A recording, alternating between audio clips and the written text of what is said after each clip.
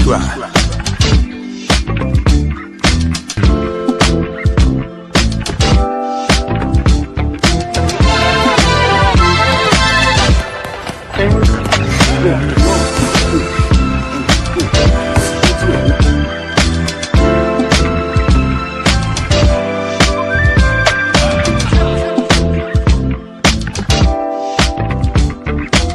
Subscribe to my guy, Uncle D.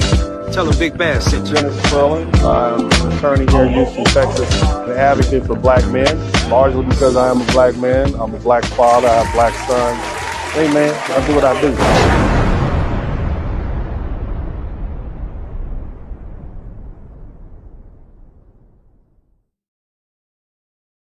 Know what it means to miss New Orleans and miss it each night and day. We still look at all the beautiful music that we've created. That's what's on the inside of us. We are wonderful people. This man just sat up here and said, this is what we voted for. And this is a Hispanic man. So how can you then tell us that we owe you something when your own people are saying this is the intention that they planned for? Don't be upset now that you took forever to get your paperwork in order and you never did it. The real American told you, if you don't do it the right way, if you don't follow the law, you're going to be put. So you were warned. It's nothing to do with racism. You were warned. Even still, I've yet to see any Irish or Scotsman or British people being sent back.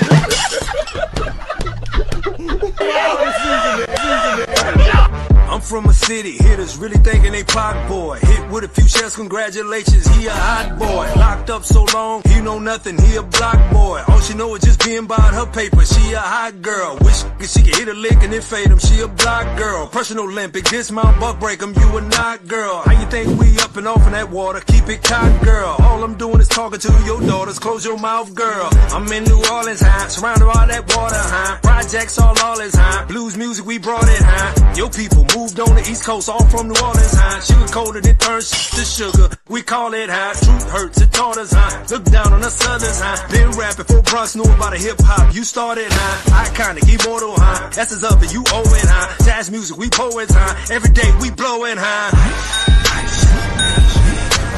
Cold outside, see the busy kid coming.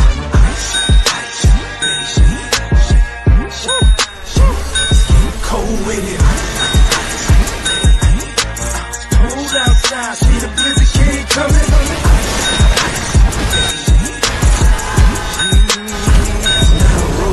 Politics, they're so cold. You voted Trump, that's a no-go. You in the dumps, take a no-dough. Don't fall asleep, sip your cocoa. They outside in a low-low, watch your ice slide, there they go. The illegal better creep slow when they jump out like the po-po. Even Rome got depot. Gotta go home, not the depot. Gotta hold on, this sleep slow. You left home for the C notes. Killer squillers and the B folks. Gotta hit them all with the Rico. So we're tired of how we know. When it's showing up, better leave, bro. Trump, you feel me?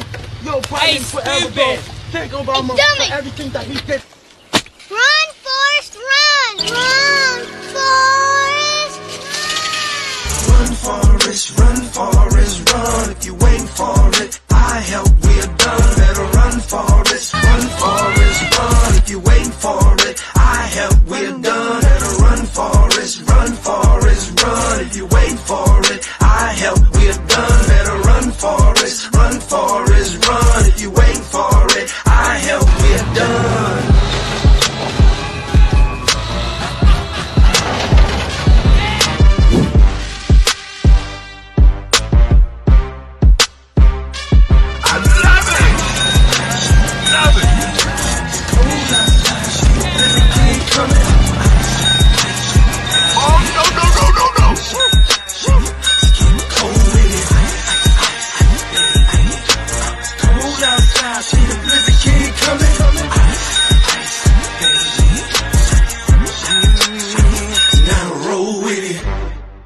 For decades, they put forth an effort to try to intimidate black people who live there and force them out the city. That's the KKK. And it took until 2011, the feds had to come in and they literally indicted over 50 members of the gang for conspiring to terrorize black people. This is in Los Angeles, California. You had another game. Run, Forrest, run, Forrest, run. If you wait for it, I help, we're done. Better run, Forrest, run, Forrest, run. If you wait for it, I help, we're done. Better run, Forrest, run, Forrest, run. If you wait for it, I help, we're done. Better run, Forrest, run, Forrest, run. If you wait for it, I help, we're done.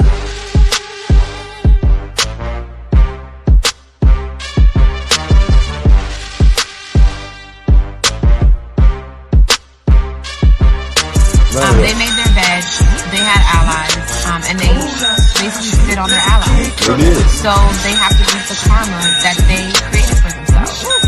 I will not be doing anything that could potentially make all the black women in the chat room say, do nothing. I want all the black women listening to this broadcast right now. Say, do nothing. Okay? Say, do nothing. That's where they're at. They are going to do nothing. Their capes are down, their feet are up. Okay, they somewhere with some rocks in the bottom of their tub, soaking and sipping Chardonnay. They are doing nothing. Do nothing. That's where the sisters at. They done. They done.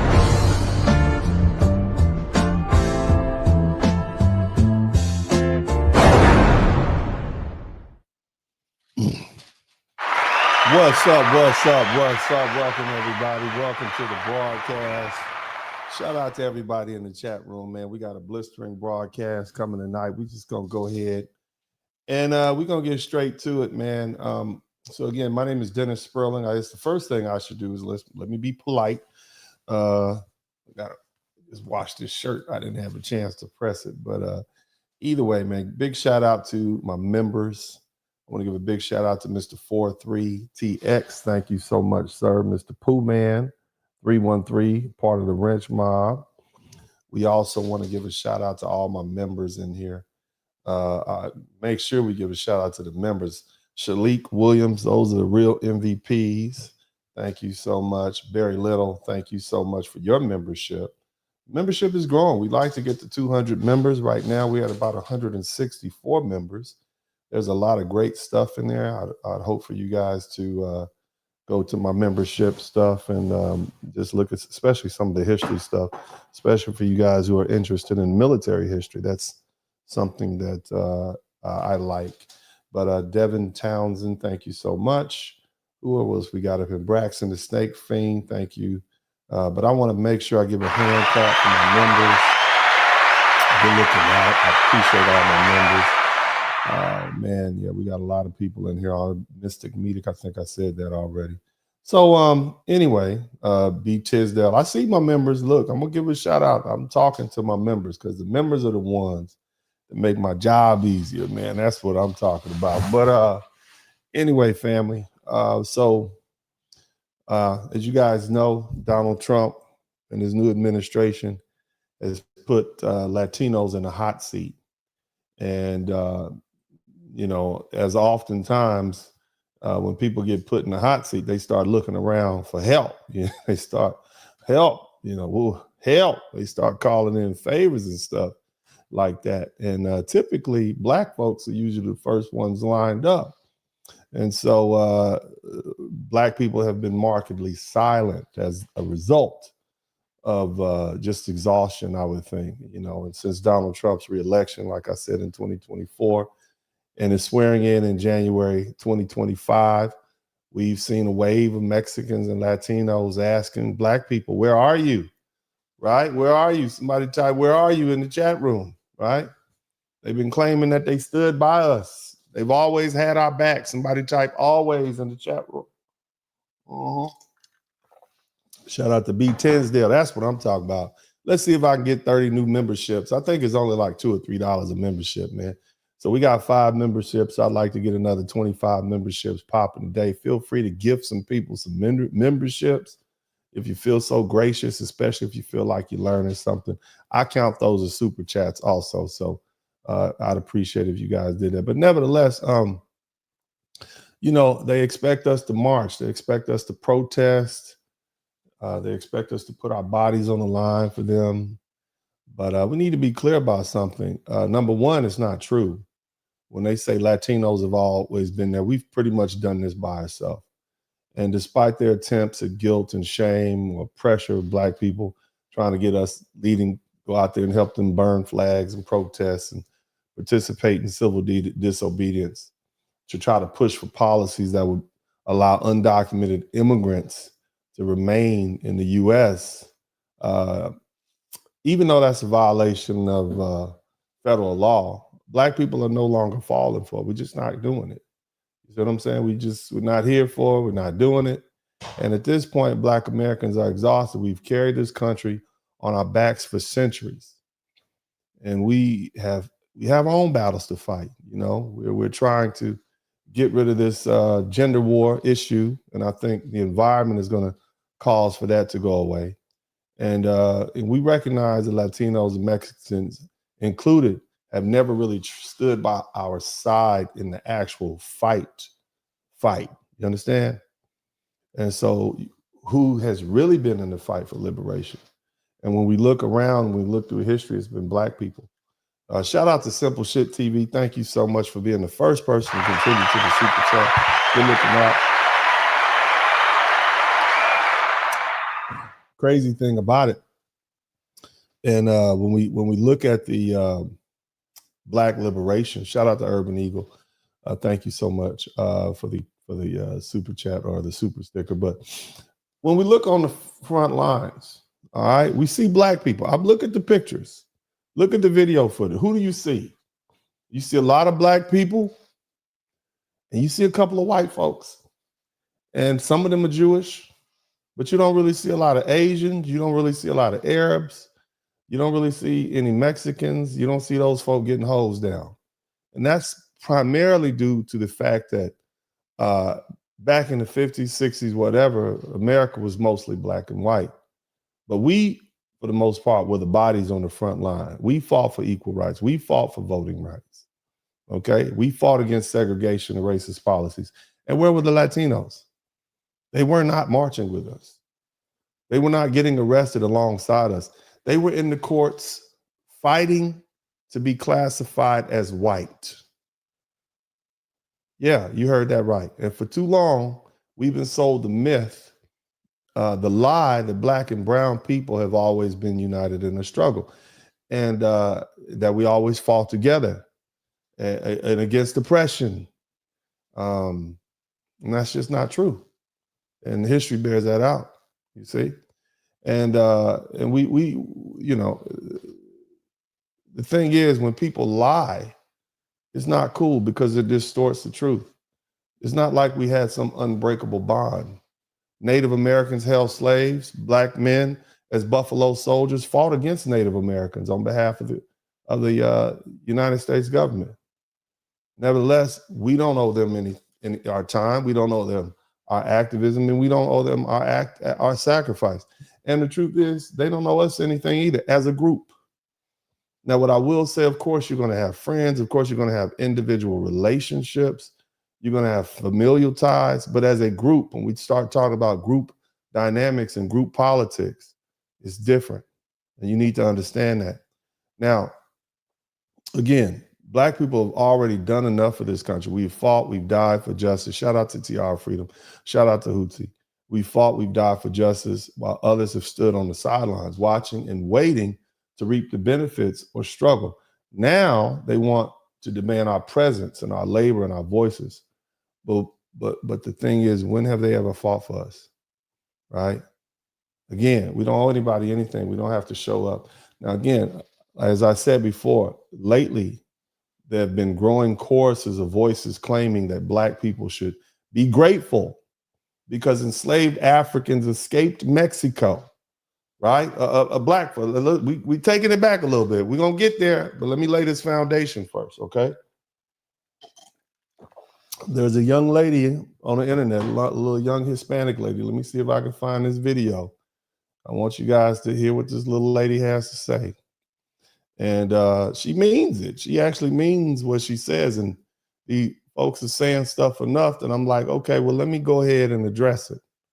All right, let me just go ahead and get on in there and Give them what they're asking for. Okay, let me try to get this in. But it's a young Hispanic lady on the internet basically saying that Black people should be thankful because they were there for us and they allowed, I guess, all of these Black people to come escape slavery, and we had a sanctuary in Mexico. All right, and that's just not true. That's just not accurate. It's not correct, and it's something that needs to be dealt with in a manner that properly addresses it. Okay, I'm gonna start pulling these videos up real quick, but it's important that I make sure I pull them all in here at the same time so that we can deal with them. But I'll start with this video. I think this is the one that I want to deal with first. You guys make sure you hit the number 1 button. So the first issue I want to address is this, okay? Y'all with me? Hit the number 1 button if you're with me. And I'm sure we got some folks in here who are upset. But at the end of the day, like I said before, it's necessary, because whatever you decide to do, you should be educated when you do it. Check this out. Why are we alone? We support everything when it comes to you guys. We are always there for you. And this is why we Latinos are just different. Very different, because 60% of Black folks will never vote against their own community. Don't you see how one moment had you sitting here rubbing your hair talking about something, we so different? No, you're not. And now you're just realizing you're not different. You're a nigga with a silk press. What's happening with Latinos is horrible. But there are a few things that we need to point out. First, Black people stood 10 toes down for you. We put our hand out for you. And more than half of your community said nope and closed the door on their own people because they thought they had safe citizenship in this country. Porque este malditos es unos lambonos para este país. And they did not care what happened to the rest of their community. And for 2, the same people that voted against you are now quiet, standing next to you marching, talking about some, we're family. Black people know a scam when we see it. And we know the same people that voted against you, they're still in that crowd. And Latinos are finding time to make videos saying, Black people, what's going on? Other people, what's going on? And they're not addressing that more than 60% of their community voted against them and closed the door on their own people. And now that white folks turned on them, they're acting like they had no clue. That is terrifying to have in your community. Before you enlist any help, one thing. Primero, busca los lambones en su comunidad. You need to look for the lambonos in your community first. Because I don't know who they are, but you got a bunch of traitors marching next to you. So you need to start to question people.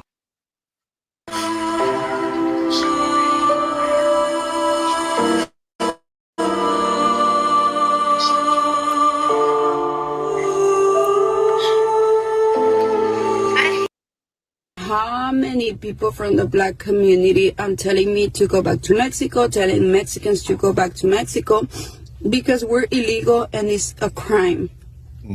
It was. I want you to hear carefully what she's about to say. Listen up. It's also a crime when your ancestors went to Mexico, when they were escaping the white people and Mexico helped them. A lot of Mexicans got killed for that. They helped them. They helped. Somebody type help them in the chat room. Somebody type help them in the chat room. Okay. So this young lady is using this as an excuse for why Black people should now come out in droves and participate in the civil unrest and such that's going on, that you guys see it. And I don't need to run those videos every time we come in here. We've been talking about the same subject, and most of you guys have been here. I'll run a few. And it's not that Black people aren't out there helping, okay? But I want you guys to hear this again because I want you to digest what she's saying. This is what they're saying. I want you to listen. Sisters went to Mexico when they were escaping the white people and Mexico helped them. A lot of Mexicans got killed for that. They help them. They help your people. We didn't oppress you guys. And this is how you guys pay us. In the past, black people needed Mexicans. Right now, Mexicans need you guys. Okay. So you get the gist of what she's saying. Now, how many of you all, how many black people do you think, or how many black people do you think escaped to Mexico? By a show of numbers, how many black people escaped to Mexico? Give me a number in the chat room for you all, okay? How many of you all think, how many? Give me a number. I'll give you some hints. All right. It's about 4 million black people in 4 million black people in the United States at that time. And approximately, or as this young lady, and I'm gonna read off the super chats at the end of the broadcast. Again, you don't have to give me anything unless you actually learn something. If you learn something, then I feel like I should earn something. But if you don't, that's fine. But I still would like for you to hit the like button and hit the subscribe button. And here's the thing. This young lady is basically saying black people should be grateful because enslaved Africans escaped to Mexico and Mexico welcomed us, right? And as though Mexico was this grand sanctuary for our ancestors. Shout out to Charles Holman. Thank you so much for the membership. We're trying to get 30 members. But, you know, it's not like hundreds of thousands of black people fled there and were embraced with open arms. That's just not true. The number of enslaved African Americans who escaped to Mexico is estimated to be between 3,000 and 5,000 out of 4 million in total. And here's the thing you need to understand. There was an estimated 100,000 enslaved foundational black Americans who escaped to freedom by various means. 30 to 40,000 went to Canada. Okay. 30 to 40, just so we can put it in perspective. 30 to 40,000 escaped to Canada through the Underground Railroad. And the reason they went to all the way to Canada, because America had enacted some slave catcher laws, which means even if they caught you in the northern United States, where we fled, like places like Ohio, Pennsylvania, Massachusetts, they still face the risk of recapture under the Slave Act of 1850. So they can catch you in Ohio and send you back to Mississippi. So a lot of us just went all the way to Canada to the tune of about 30 to 40,000. Okay, keep in mind, 3 to 5,000 went to Mexico. 30 to 40,000 went to Canada. Now, what about Florida? It's something that's often never spoke about. Hundreds of thousands of people, okay, became part. Look, before it became part of the U.S. in 1821, Florida, under Spanish rule, offered refuge to black people, especially black Seminoles who later fled to Mexico. Okay, this is what we understand: the Florida problem. All right, now thousands of people went to the Caribbean. All right, yeah. So we got people who are descendants of slavery here in the United States who fled to the Bahamas, to Jamaica, and they often use maritime routes. And this is why when we start talking about foundational Black Americans, it is not always certain that just because a person is from the Bahamas or Haiti or Jamaica, they don't have foundational Black American roots. That's something that needs to be investigated. Mexico only had 3,000 to 5,000. Okay, and many of these people were in Texas and Louisiana and other southern states, and they decided to go to Mexico, where slavery had been abolished in 1829 by President Vicente Guerrero. Now, where did they end up? Most of them ended up in northern Mexico. There's a town called Nacimiento de los Negros. It was founded by Black Seminoles, also called Muskogos, in 1852, and it became a safe haven. Tamaulipas was a place right there on the Mexican border. It's called Matamoros and Reynosa. Veracruz, a place that we go to. Guerrero, Ixtapa, Mexico City. A lot of Black people went there. Now, the thing you have to understand about Mexico, they have deep-rooted anti-blackness. I want you to keep in mind something. It was the Spanish that imported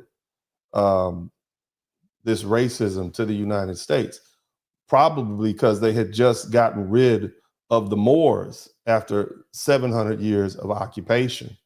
Remember, the Moors were kicked out of Spain and the Iberian Peninsula right before Columbus sailed overseas, which is probably why he knew that there was land, because the Moors understood that Africans had been sailing to the New World for centuries beforehand.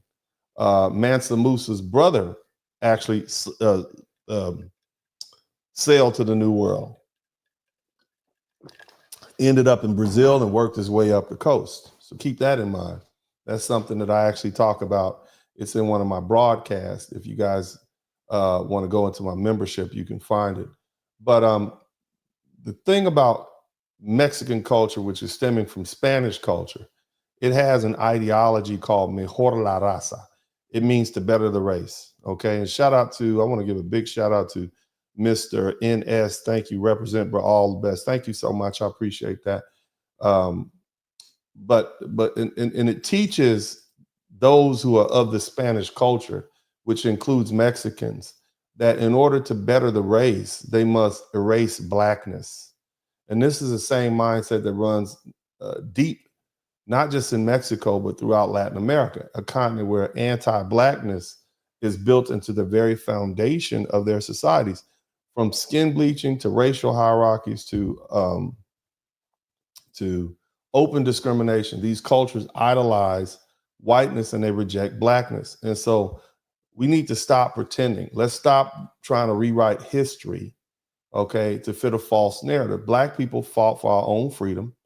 We won our own victories, and we do not owe anyone anything, especially not those who fought to be accepted by whiteness, okay, instead of standing with us. All right, now let's go a little bit deeper. All right, y'all with me? We're going to go deep. We're going to go deep down. All right, if Mexico was truly the land of racial equality, why did it take until 2019, and that's just, what, 6 years ago, for the Mexican government to officially recognize those Afro-American citizens, not just the descendants of slaves, but also the descendants of those foundational Black Americans who ran there, okay, to those cities that I mentioned earlier. Yeah, for centuries, Mexico erased its Black population by denying them legal recognition. So basically, they were second and third class citizens up until 2019, right? Ignoring them in the national census, refusing to acknowledge their contributions. The same country that you got people like this young lady saying was some sort of haven. People, we didn't oppress you guys. And this is how you guys pay us. In the past, Black people needed Mexicans. Right now, Mexicans need you guys. And in the future, 3,000 to 5,000 Mexicans, 3,000 to 5,000 Black people went to Mexico. So, but I want you to put this in understand. For over 190 years after Mexico abolished slavery, these Afro-Mexicans were not counted in the census. They had no legal protections, no representation, etc. Meanwhile, the lighter-skinned Mexicans with the Spanish colonial mindset had the notion to continue to uphold white superiority through politics, media, and their social structures. And so when Afro-Mexicans fully won recognition in 2019, it wasn't because Mexico suddenly had to change their heart. It was because Afro-Mexicans had to fight for decades just to be seen, to be counted, to be included, and to have their rights acknowledged. Even now, their struggle is far from over. Now, here's the thing. They often say that Mexico was the first country to, outlaw slavery. And that was done under a brother named Vicente Guerrero. And I want to talk about him, okay? Because he was Mexico's second president, okay? And he wasn't just a leader. He was a revolutionary. He was a man of Afro-Indigenous descent. What does that mean? He was Black and Indian. And he rose to power in the country where people like him were never supposed to rule. And for that, he was betrayed, hunted, and executed. So their first, and it wasn't about politics. It was about race. It was about the fear of an empowered Black and indigenous population having a leader like him, a dynamic leader. And the white elites in both Mexico and beyond, they saw Guerrero as a direct threat to the racial and economic hierarchy that they wanted to maintain. In the early 19th century, Mexico was still clinging to the shadows of the Spanish colonial past. The country was run by people called Creoles, right? And we're familiar with that term, Creole, which is they're white Mexicans of Spanish descent. And they inherited the power from the European ancestors. And they saw themselves as the ruler of Mexico. They thought they were the natural heirs of the land. And so here comes Vicente Guerrero, an Afro-indigenous man, a Black man with Native American heritage, or not Native American, but indigenous Mexican heritage. And they considered him to be beneath them. And he wasn't born to wealth. He wasn't educated in these elite Spanish schools. And he was certainly not the kind of leader Mexico's white ruling class wanted to see in power. But he was a war hero, and he had fought in the Mexican and the War of Independence. And, and not just with words, he was literally out on the battlefield. And when he became the president in 1829, he did what no other leader had dared to do before. He abolished slavery. He freed his people. You see what I'm saying? I need you to let that sink in. Guerrero, he was a Black man. He's an indigenous Indian Black man. He ended slavery in Mexico before the United States did, before Brazil did, before the so-called civilized world did. And what did they do in return? Well, what that did was it sealed his fate. Okay. He made enemies because of that. There was a backlash. Many of the wealthy landowners, the military elites, the white Creoles, they were outraged because now their labor force was gone. They were dependent on slavery, just like the southern United States. In regions like Texas, which was still part of Mexico at the time, white settlers from the U.S. had brought their enslaved Africans with them. And what did Guerrero's decree do? Not only did it free the slaves that Mexicans had, but it also freed the slaves that the Texans had. So everybody, all the white people were mad. You see what I'm saying? And it was because it was a direct attack on their wealth. See, these are the things they try. Well, Mexico fought for freedom. Yeah, but you know what? Not really. You know, I mean, just facts. It's not black and white, it's gray. Mm-hmm. So what I'm saying is, it wasn't just the Mexican elites that want him gone. It was also the U.S. settlers in Texas that were furious. And they had come to the Mexican territory specifically, right, expecting to be able to keep their slave laborers, only to be told that slavery was no longer allowed. And this is one of the early sparks for the Texas Revolution. Eventually, Texas began to break away from Mexico, and we all should know that story. But what ended up happening, Guerrero's own vice president, a gentleman named Anastasio Bustamante, a man who was aligned with the white conservative elites, he led a coup, okay? And that's the overthrow of the government in 1829. They accused Guerrero of being unfit to rule, being reckless, of being too radical. But let's just keep it 100. It was because he was Black and he was indigenous. And he was just too dangerous for them to leave in power. And so Bustamante took control of the government, and immediately he reversed Guerrero's policies, and he ensured that the landowning elites remained in power. But that wasn't enough, okay? Right? It wasn't enough just to have him in office. They needed him unalive. So after being forced out of power, he ran into the mountains. So you got the president of the country. Now there was a coup, so he ran up to the mountains. He gathered his forces for resistance movement, and because he wasn't going to go down without a fight. Remember, this is a warrior. But before he could strike, he was betrayed. Right? You had a foreign mercenary, an Italian named Francisco Bacaluga. He captured Guerrero, sold him back to the Mexican government for 50,000 pesos. Somebody typed 50,000 pesos in the chat room. And this is basically the modern equivalent of an assassination. So what happened next? He wasn't given a trial. He was denied justice. And on February 14th, which would be February 14th, 1831, and the anniversary, he was executed by firing squad. Okay. And so his death was not just about removing a political opponent. It was a warning to every Afro-Mexican and every indigenous Mexican and every marginalized group in Mexico to stay in your place. Okay. That's what they did to their first Black president. In other words, this country does not belong to you, right? And we're going to keep it as it is. And if you try to change it, we'll erase you. So, you know, that's what happened to Vincent Guerrero, okay? So that kind of lets you know where Mexicans stand when it comes to that particular issue. They're so serious about racism that they unalive one of their own leaders, their second president, okay? Now, again, we're gonna go through some more of these videos. You guys hit the #1 button as we dig into this thing and make sure we get this good word. Now, again, we're going to have this conversation. Okay, we are not going to avoid this conversation. It's going down. But you know, there's a lot of people who want to talk. And again, let me explain something to you.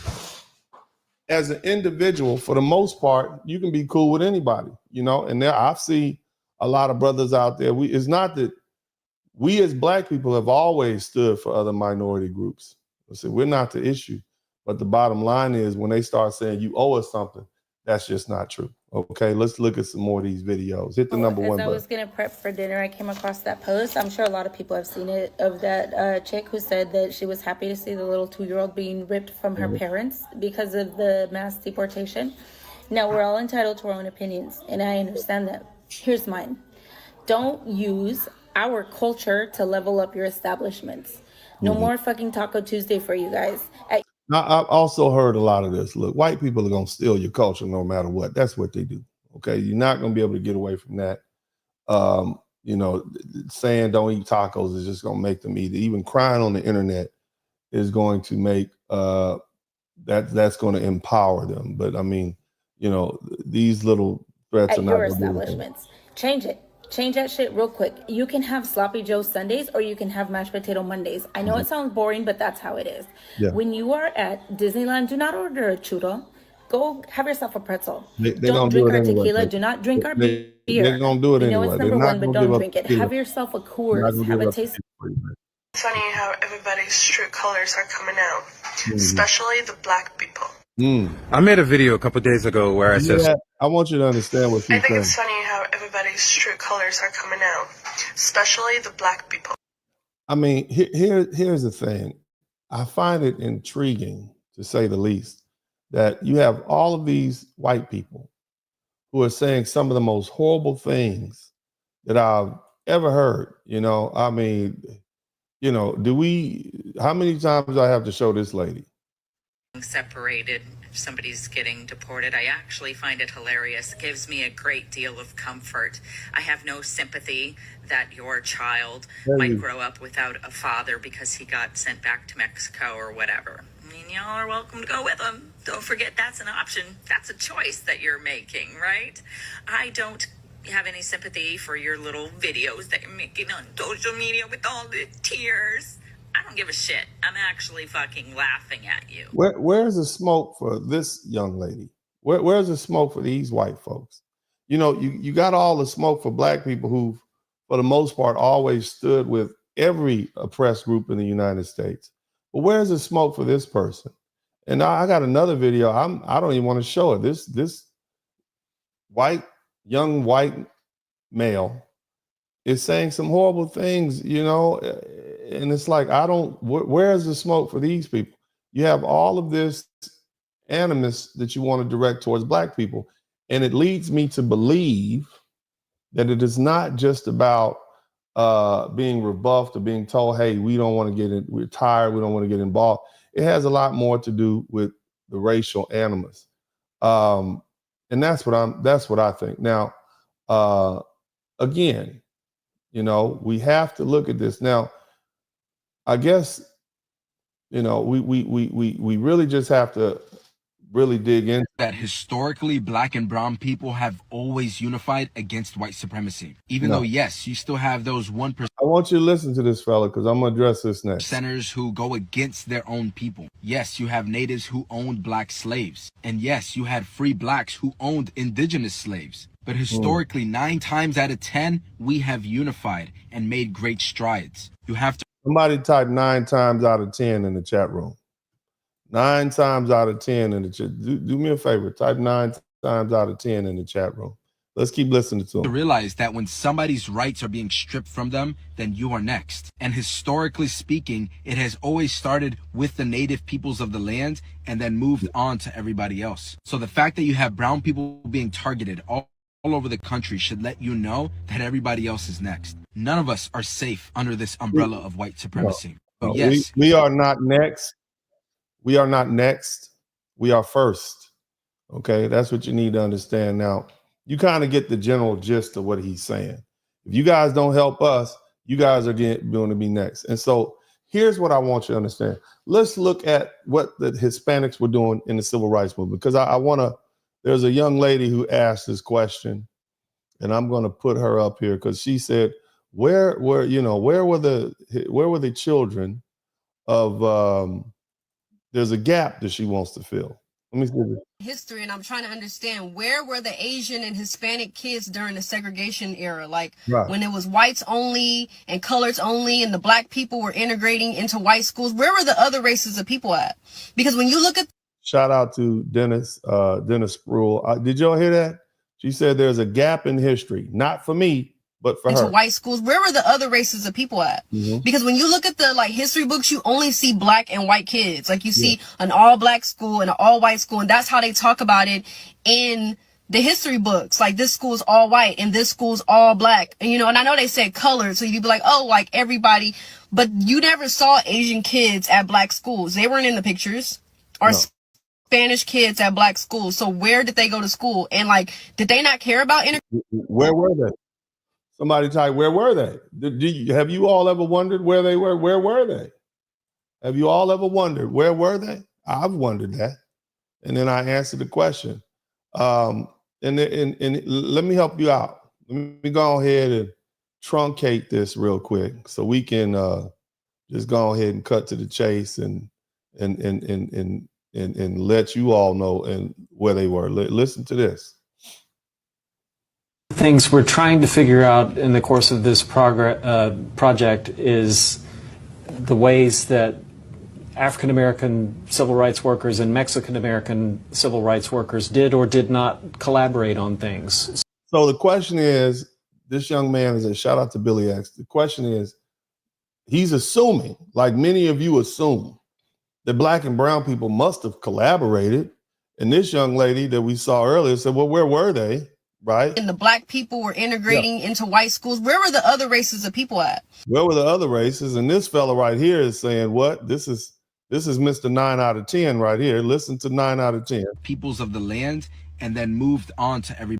Listen. 9 out of 10. Remind you that historically black and brown people have always unified against white supremacy. Okay, so here's the thing. Let's listen to what this brother has to say. Now, this black man here is a famous black lawyer from the 1950s, and this is one of his last interviews. The gentleman that you see ahead on top of him, his name is Gus Garcia, and he was one of the presidents of LULAC. I forget the name, I forget the acronym. Let me see if I can.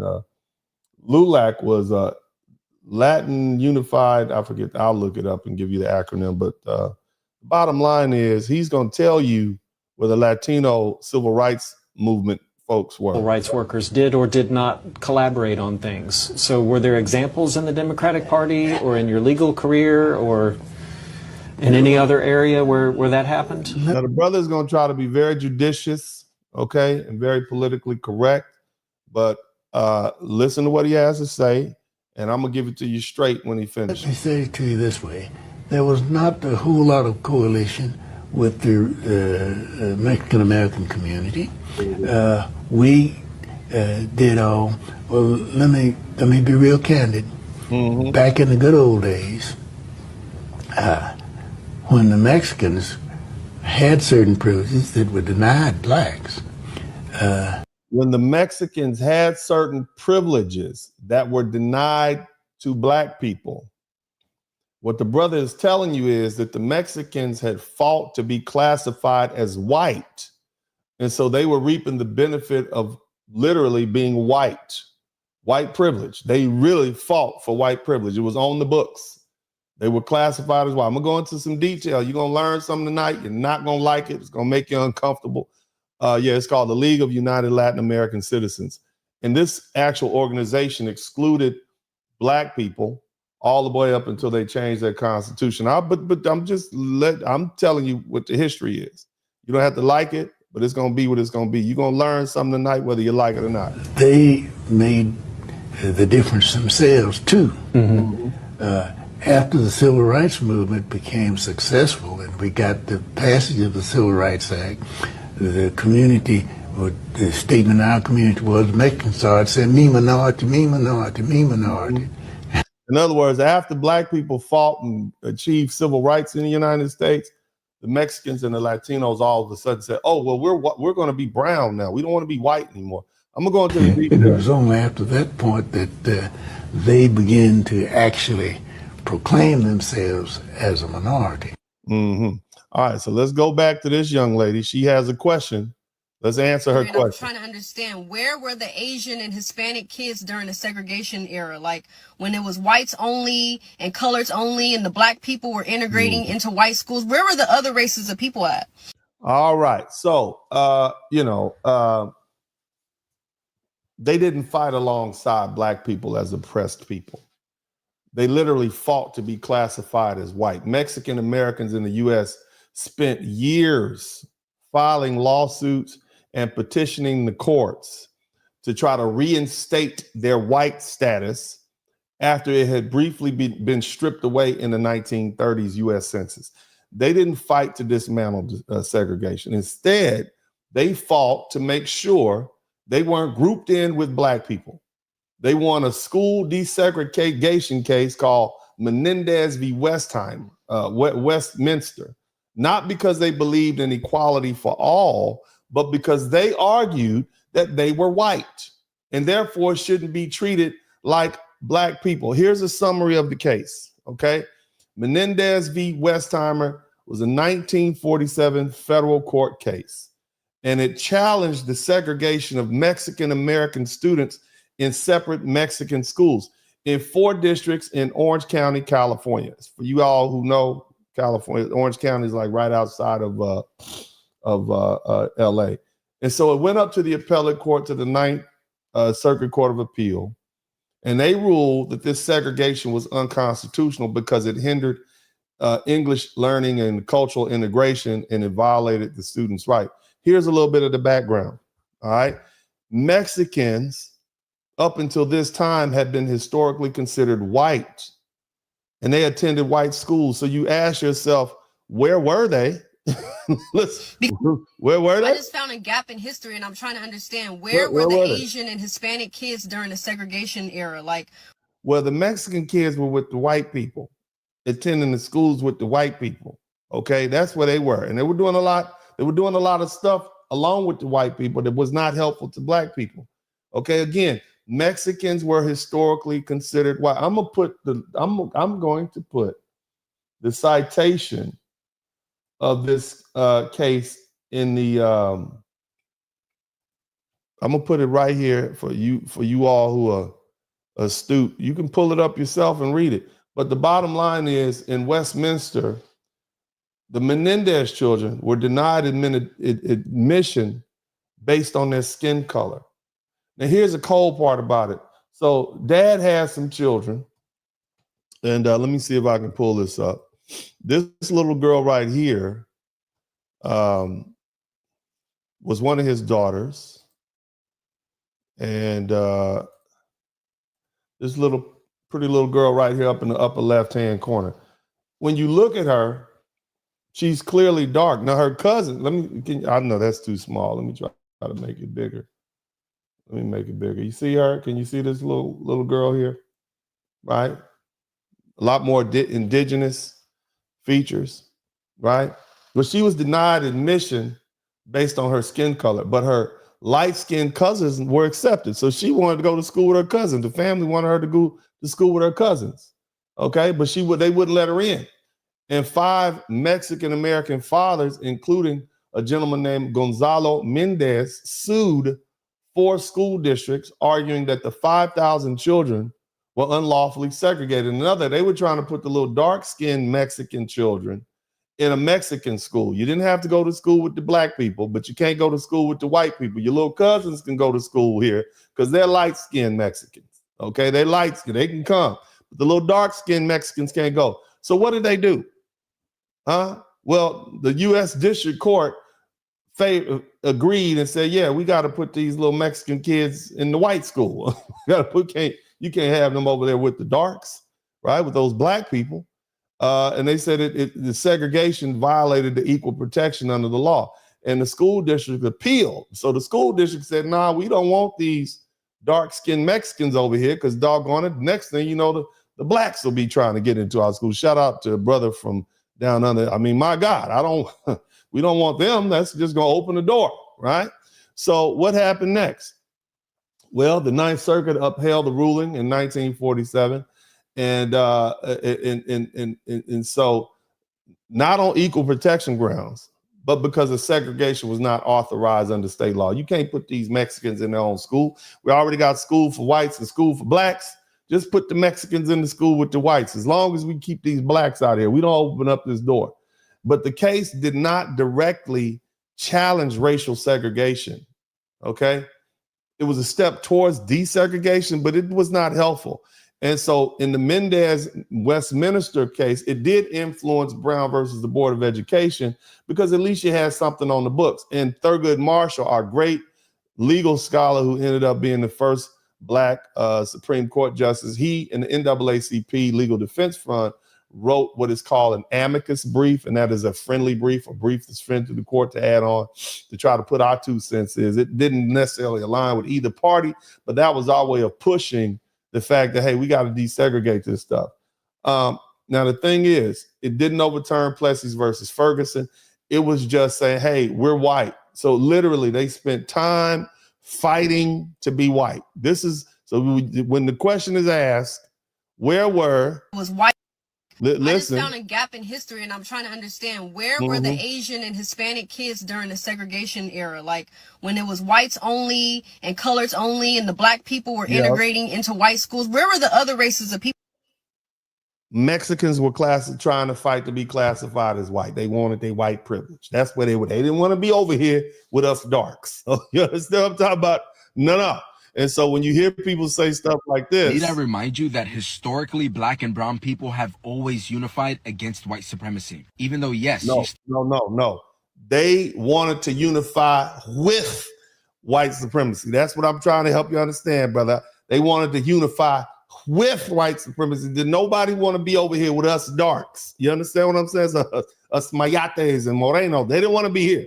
They wanted to be with the whites, okay?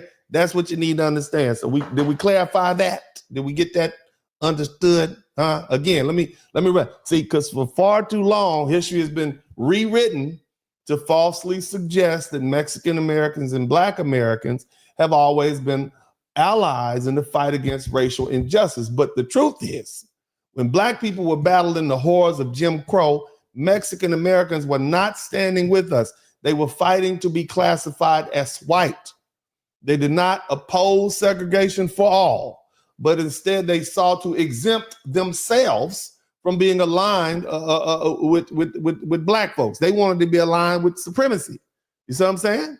See, so Mexicans weren't you want to know where they were? They weren't on the front lines. No, they weren't. They weren't in the civil rights struggle. Why would they be? They classified as white.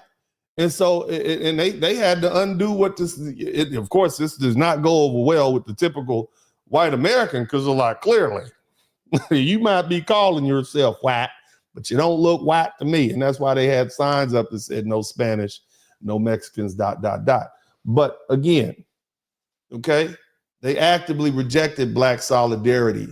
They opposed Black equality. And in some cases, they even took part in anti-Black violence. And I'm going to talk about that because you're going to get it tonight since you opened up the door. I'm gonna go ahead and bring you on in here. You're gonna get a taste of this. Now let's go ahead and finish this video footage. All right, we're gonna do this. The video footage is always a hit. But let's go back and finish. Again, they don't have any smoke, right? No smoke for these white folks who say these horrible things about them and call them all these names, but you want to call out black people. So when you call out black people, I'm gonna answer the door. All right, that's how that works. Let's keep listening to the video footage. Typical Asian, even though a significant part of their ancestry comes from. Also, you have a lot of Mexicans and Latinos who say we're native, and that is just factually incorrect. Okay, and I'm gonna let y'all see for yourself. Native Americans, who themselves originated from Asia. The largest share of their ancestry, around 52%, comes from Native. You hear what they say? Americans, who were a mix of two ancient populations. Between 30,000 to 35,000 years ago, a culture known as Malta Beret existed in what is now southern Siberia. Researchers often refer to the people of this culture as ancient North Eurasians. About 2/3 of their ancestry came from ancient Europeans related to the Cro-Magnons, while the remaining 1/3 was derived from. So they walked over here. That's what the man is saying. They walked over here. Let's keep listening. Ancient East Eurasians. A portion of these ancestral North Eurasians moved further east into Siberia, where they mixed with East Asians to form the ancestors of Native Americans.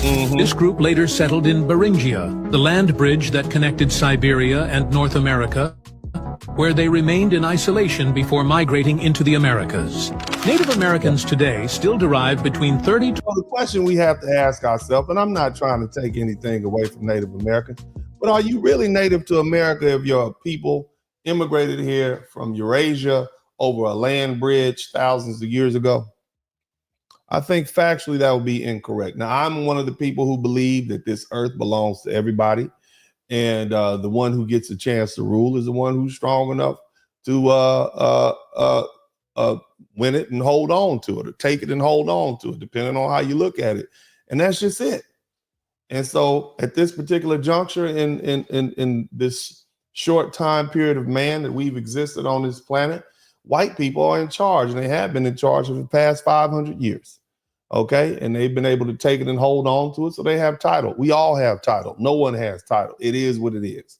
You don't have to like it. It's going to be a system. There's always going to be somebody in charge. It is what it is. But the bottom line is everybody is an immigrant to this country, except African Americans, except foundational Black Americans, because we were brought here against our will. Everybody else came willingly. That's what you need to understand. To 40% of their ancestry from these ancient North Eurasians, who also contributed around 70% to the ancestry of Eastern European hunter-gatherers. This explains why Native Americans don't look as East Asian as, for example, the Chinese or Koreans, who have little to no ancient North Eurasian ancestry. Mexican mestizos, who are roughly half European and half Native, also don't phenotype. Mexicans are half European, half Native. So they were half white. Just keep that in mind. Keep listening. Typically resemble a person of Asian heritage. So that's your typical Mexican. All right. So let's just get the factual things down. Now let's keep listening. Now, again, you guys don't have to like what I'm saying, but I'm going to say it anyway. We're going to talk about these facts. Since you're trying to get Black folks out there to crash out, and we're going to talk about it. Now, here's something else I find very interesting. This is a truck driver in Mexico. And there's a Guatemalan, I believe that's a Guatemalan flag. He's waving his Guatemalan flag in Mexico. And this gentleman has some things to say. And basically, this is Durango, Mexico. I want you to see how he responds to this man from another country waving their flag in Mexico. Díganme lo que quieran, pero en mi país nomás mi bandera ondea. Don't fly your flag in my country. Only flag that flies in Mexico is the Mexican flag. I want you to think about that.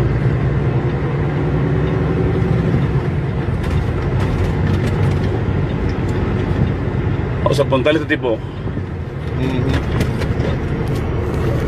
Vamos a ver. Compa, ¿por qué tienes tu bandera ondeando en mi país? ¿Por qué Why you running your flag in my country, partner? Shout out to Liliana McDonald. Tienes tu bandera ondeando en mi país. Put your flag down. This is some straight up gangbang. Put your flag, tuck your flag, homeboy. Aquí en mi país no mi bandera ondeada. In my flag, in my country, you only wave my flag. Get out of here. Hurry up. Aquí en mi país no mi bandera ondeada, señores. Yeah, the only flag, the only bandero you running in this country is mine. Y al que no le parezca nos hacemos nudo. Yeah. Dale, pana. No, cuál dale, pana. A mí no me dale sí. Aquí nomás en México mi bandera ondeada. You don't let me see that in Mexico no more, man. Keep your flag there. Que los demás mexicanos sean culones, yo no lo soy. Yeah. En México no cae el hocico porque ahorita le meto un plomazo cabrón. You see that? He said, I'm going to threaten your life with some lead. That's how serious they are now. I just want you to keep that in mind because we got a lot of people up here waving their flags in the United States. So when we start talking about tolerance and free speech and how they should, I just keep it in mind. I'm just saying that was a little aggressive. I was a little aggressive with somebody just putting their flag up. Now, again, I want you to understand something. Black people have always stood by Hispanic people. We've always included them in our art, our culture, etc. About that song in particular, is you guys definitely give a lot of love to Latinos, and I don't see that enough in hip hop. It's like black and brown, we got to support each other. It's like, it kind of reminded me of like, when Pac was around, he was like kind of a unifying symbol. Right. Speak a little bit about why that. So we have a history of always unifying with Latinos. At this particular juncture, right now, in 2025, we are resting though. All right, somebody type we're resting in the chat room. We always included Latinos. Being an LA artist, we don't really have a Mexican voice on the rap scene as loud as ours. So we've always tried to provide a way and an avenue for Mexican artists, Latino artists to have a way in. So all of this, oh, y'all not doing us right. You mean we take one weekend off in the duration of time that African Americans have been here and all the work we put in, and now y'all like look, we chilling right now, and we get all this pushback, all this guilt. I want you to think about how selfish that is. We didn't feel that message Trump was putting out there, so we don't speak, on behalf of that issue also. You know what I'm saying? Because we relate in the struggle. We do. We should be best of friends. It's just unfortunate it's not like that. Football, so I wasn't watching the game. But listen, I think today Donald Trump is going to sign an executive order banning black people from halftime. Yeah. And again, there's always been a certain camaraderie between black people and Hispanic people, not just Mexicans, but all black people. Of course, there is that issue of racism. Again, it seems like we would be natural allies. Some of y'all brothers, some of you are laying up next to your Latina girlfriend right now, feeling a little awkward. Some of you black American women, I've seen the statistics. Y'all got a lot of biracial children that have not been fathered by black men, according to some recent statistics. There are 1.5 million. Out of 8 million children, there are 1.5 million black children that have been fathered by non-black men, and all of them ain't white. So I know proximity. I know what you've been doing. You might call them Spanish or whatever, okay? We're gonna call him Little Tyrone with the good hair. We know Little Tyrone with the good hair has a Spanish daddy. You don't have to tell us. He could just blend in with the rest of the children, but we know. So it's not like we are foreign to each other, okay? But if we want to set the record straight, okay, that's what we're doing tonight. Because you remember last week we were talking about whether the NFL was capitulating to Trump by removing the term "end racism" from the end zone.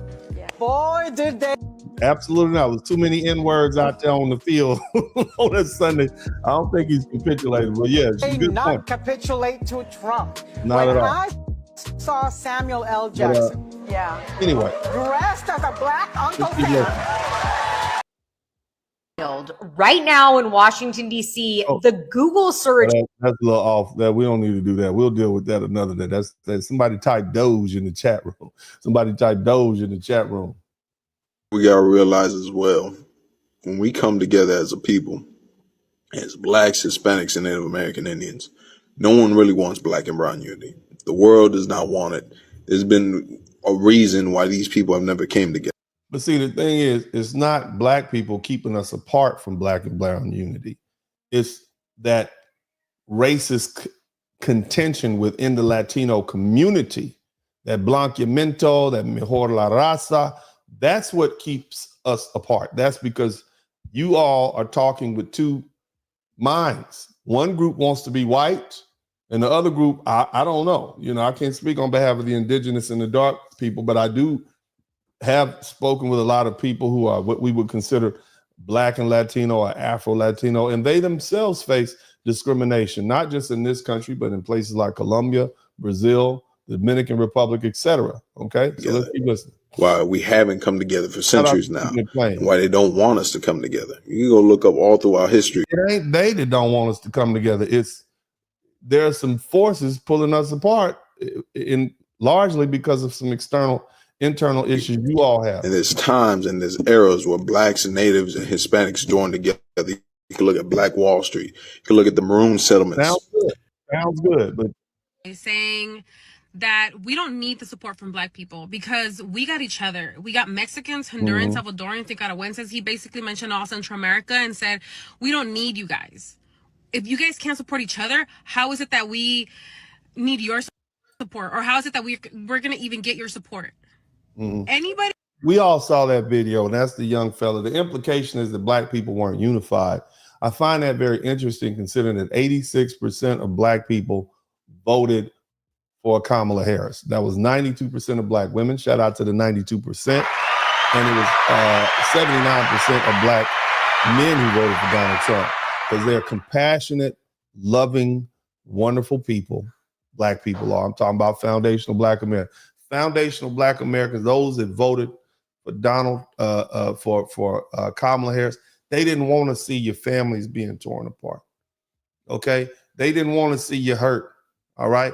They would not put their own financial well-being ahead of all this beautiful humanity and stuff. Okay? They see some people, and I'm not, maybe, I don't know, just hypothetically, some people are more interested in saving on taxes. Okay, they ain't really tripping on who up here right now because they're gonna get their money anyway. Some people, not anybody I know, but some people who voted for Trump are like, man, I'm trying to get these taxes low, and Trump is gonna lower these taxes. I'm tired of these Biden taxes. I'm paying too much.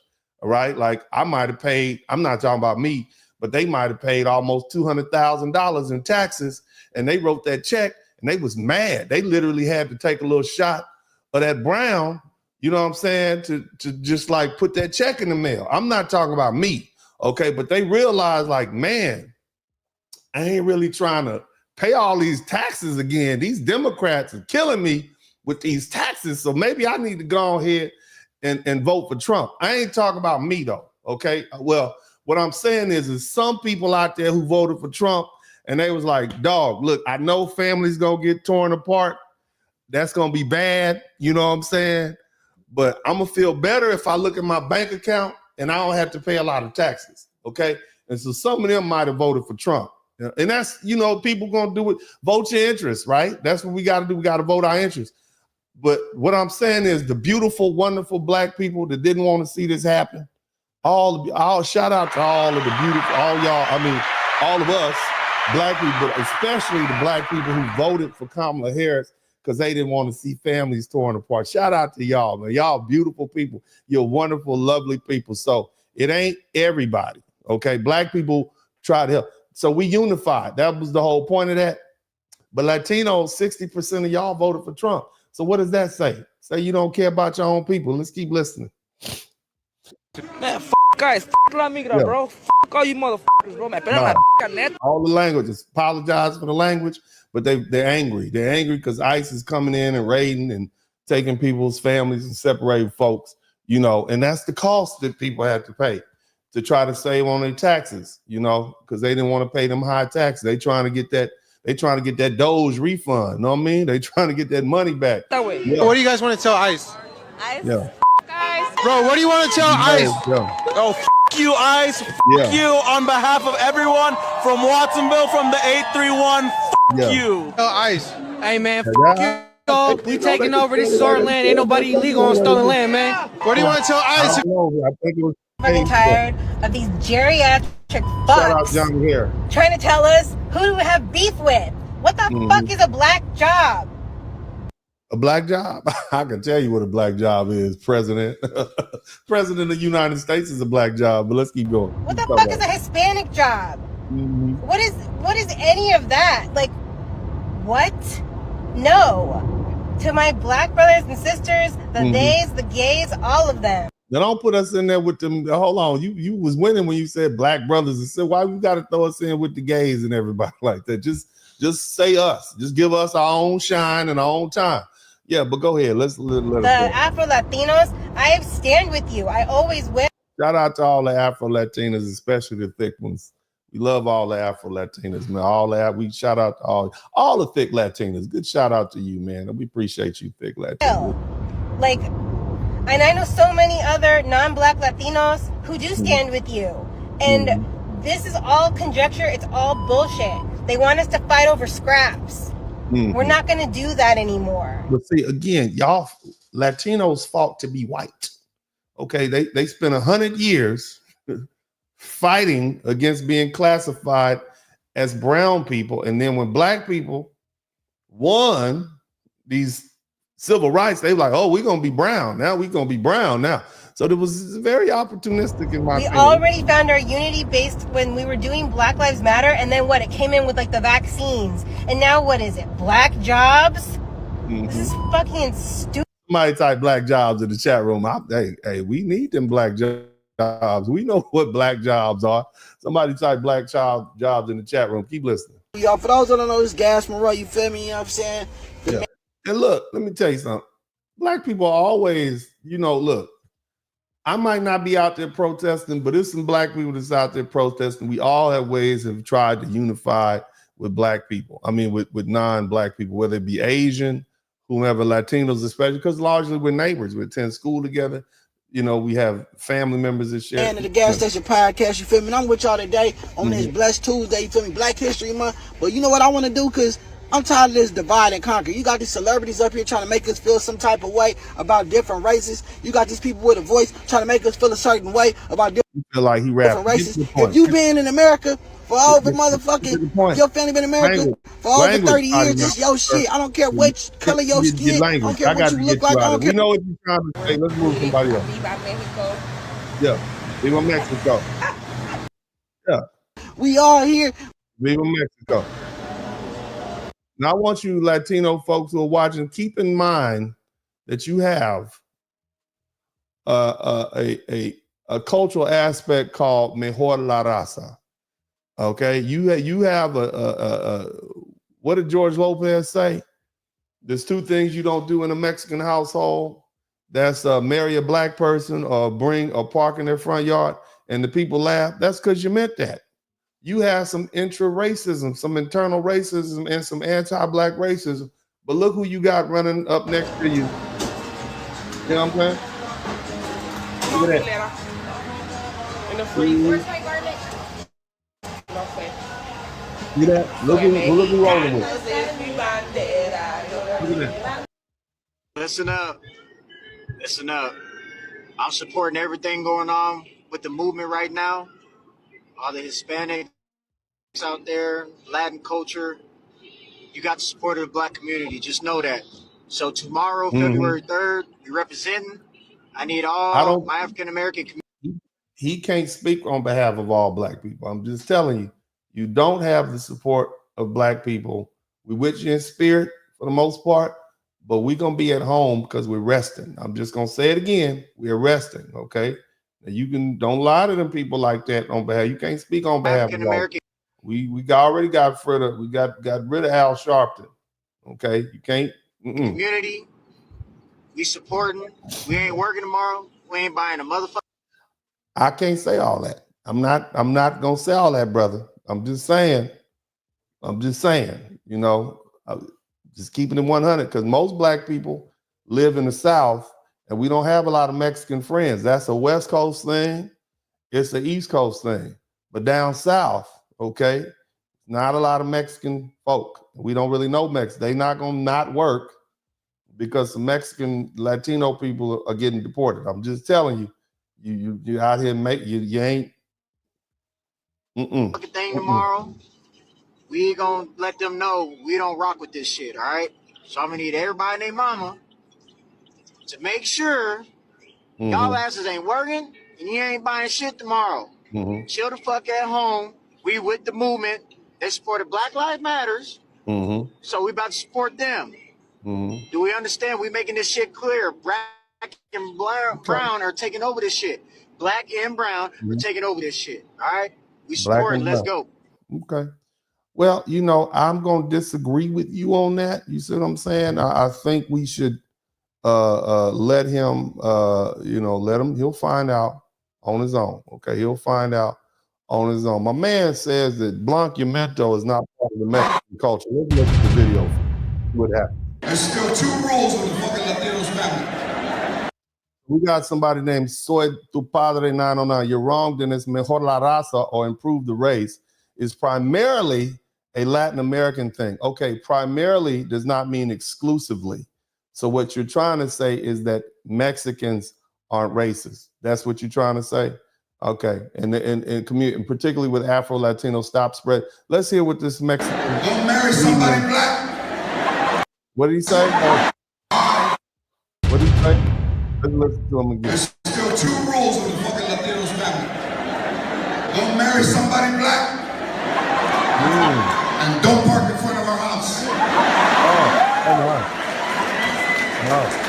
Sit your fucking ass down. So he's a Mexican, so you say it's primarily a Latin American thing, but it's not exclusively a Latin American thing. Okay, because I don't want to ever spread misinformation, but we are going to have a hard conversation because, see, here's the problem. Now you're trying to get Black people to come out and support you in your protesting, et cetera, et cetera.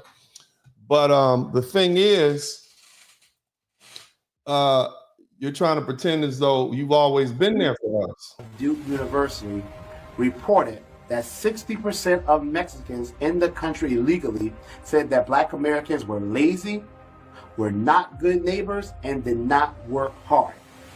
Okay, so Soy Tu Padre, there's a Colombian study that says that 60% of the Mexicans, those are Mexican nationals, in the United States illegally, thus breaking the law, think what? Somebody type lazy in the chat. What do they think about Black people? Lazy, were not good neighbors, and did not work hard. Somebody type work hard in the chat room. That sounds pretty racist to me, Soy Tu Padre. I mean, are you refuting this Colombian study? Study after study shows that Black Americans, especially Black men, are the most hurt by illegal immigration in all areas. And yet, you got some of us supporting legal immigration. Well, we think everybody's out. Let's listen. From different people that you guys need to take a look at. I can't believe that the Latinos voted for Trump. I can. I can. I believe it 100%. Girl, y'all have to stop acting like it is just Cubans that are racist and conservative in the Latino community. Coming from a Colombian girl. Look at the politics of Colombia. Yes, I know our president is like more left-leaning this time and very progressive. Let's hear from another Mexican. Girl, you're not going to run from this conversation. Prieto. Prieto means dark. Now he's a Mexican, and he's saying his family calls him Prieto, which means dark. Let's listen. Or negro. Negro obviously means black. And that's literally what they call me, right? My cousin call me negrito. Now, see, the problem with Mexican and Latin culture is that racism is so embedded in the culture, they just think it's normal. Okay, just to call somebody, imagine just Black folk running up on somebody, calling them Blackie. You got a little Black girl, and every time she walk, her cousins call her Blackie. You would be like, hold on a minute. No, but listen to the fella. Go ahead. And I guess in Mexico, it's so desensitized. It but is again, so in Mexico, slavery was abolished way before the U.S. So, but racism, and it was abolished by the gentleman that I told you about earlier. Shout out to Passport King. Maybe that's why it's not a thing. I don't know. Now, with that being said, I'm the dark kind of Mexican, obviously, right? So I'm actual brown, not peachy brown. I'm brown. It's now becoming a thing. More recently, I started hearing about colorism. Like colorism, this is the first year that I hear about it. I've never heard about it in my life. Racism, obviously, we grew up with that, right? Like, we grew up knowing about it. I've always refused to be a victim or whatever. Nonetheless, I acknowledge that it's a real thing, right? It exists. So in Mexico, the racism and colorism stuff isn't as apparent, but I guess it's a thing. I've never experienced it, but then again, I don't go to Mexico too often. Yeah, here in the US, I don't think people can call or have those nicknames for other people, especially if their color, actual color, is not the same color, right? So I don't think a white person calls things to people, which is kind of weird. Yeah. So I think we've established that this whole notion of blanqueamiento, or whiten the race, or better the race, is not just something that is germane to Latin America, meaning South American countries and Central America. We're going to have an honest conversation, whether you like it or not. This is what we're going to do. Now, back to what I was saying. We are... So let me get this straight. Now videos are popping up. Listen to that. Listen to what he has to say. In Mexico that say they wish they had Donald Trump as a leader. Is that what they're... So, you know, it's all over the place. So again, Mexicans don't like people waving flags of other countries in their country. Sounds normal. Mexicans can see what Donald Trump is doing and they appreciate it. So, I mean, you know, it's just all of it. But the bottom line is, we just... Listen to this. Oftentimes, you grow up believing that blacks and Latinos are arch rivals, only because we aren't taught any better. But how can we expect to be taught otherwise when our parents and our grandparents have been sheltered from the truth? Listen. And the truth is that black and Latinos are not enemies, and in fact, they are allies and have faced many of the same struggles throughout the course of history. We need to address our struggles and unite with one another to try to overcome them. If we were to learn about how African and indigenous people came together in Mexico for the liberation of their collective struggle. And see, what I want you all to understand is that we've oftentimes come together, but the whole banner of Latino is so broad and wide. You literally have Latinos who consider themselves white, and they all fall under that same category. And those Latino practice anti-black racism against the Afro-Latinos and anti-indigenous racism against the indigenous people within the Latin community. So, you know, again, like the young lady said, it's not just Cubans that voted for Donald Trump or voted to align themselves with whiteness. So they have an internal issue. So how do you align with someone who is basically speaking to you with two minds? That's why 60% of these Latinos voted for Donald Trump and 40% voted for Kamala Harris. So this is what I want you all to understand. All right. So you got folk who are Latino from two different perspectives, and it has a lot to do with the fact that many of them align themselves with whiteness. So know who you're dealing with. It would be like if you had black people, all the light-skinned people who were damn near white, they wanted to identify with white. And then you got the dark-skinned people who are saying, no, we're black. And then you all could under one banner of black. And now you got people who were potential allies saying, well, I talked to this group and y'all down, and this group is trying to roll with the white folks. You see what I mean? And so it's like, how do you deal with people like that? How do you really align with a group like that? And that's why you literally speaking to people with two minds. They have their own internal issues that they need to work out. Nevertheless, you got brothers who are rolling. You know, support to our local vendors, you know what I'm saying? Raza. We just showing y'all that black and brown can come together and have a good time. So we just want to facts. Yeah, it's been done. This is not something this brother's want to come together, make unity and love out of everything, all right? Jacob. Hey, check out my man, Jacob. Hey, get everybody here.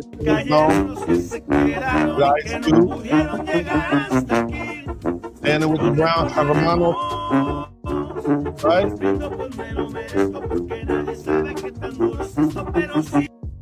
Nothing but black and brown unity, because we're stronger together. And to fight systematic racism, we should join together, right? I mean, it seems like a natural occurrence, right? But for some reason, it hadn't happened. And that's what we talk. We got to dissect this.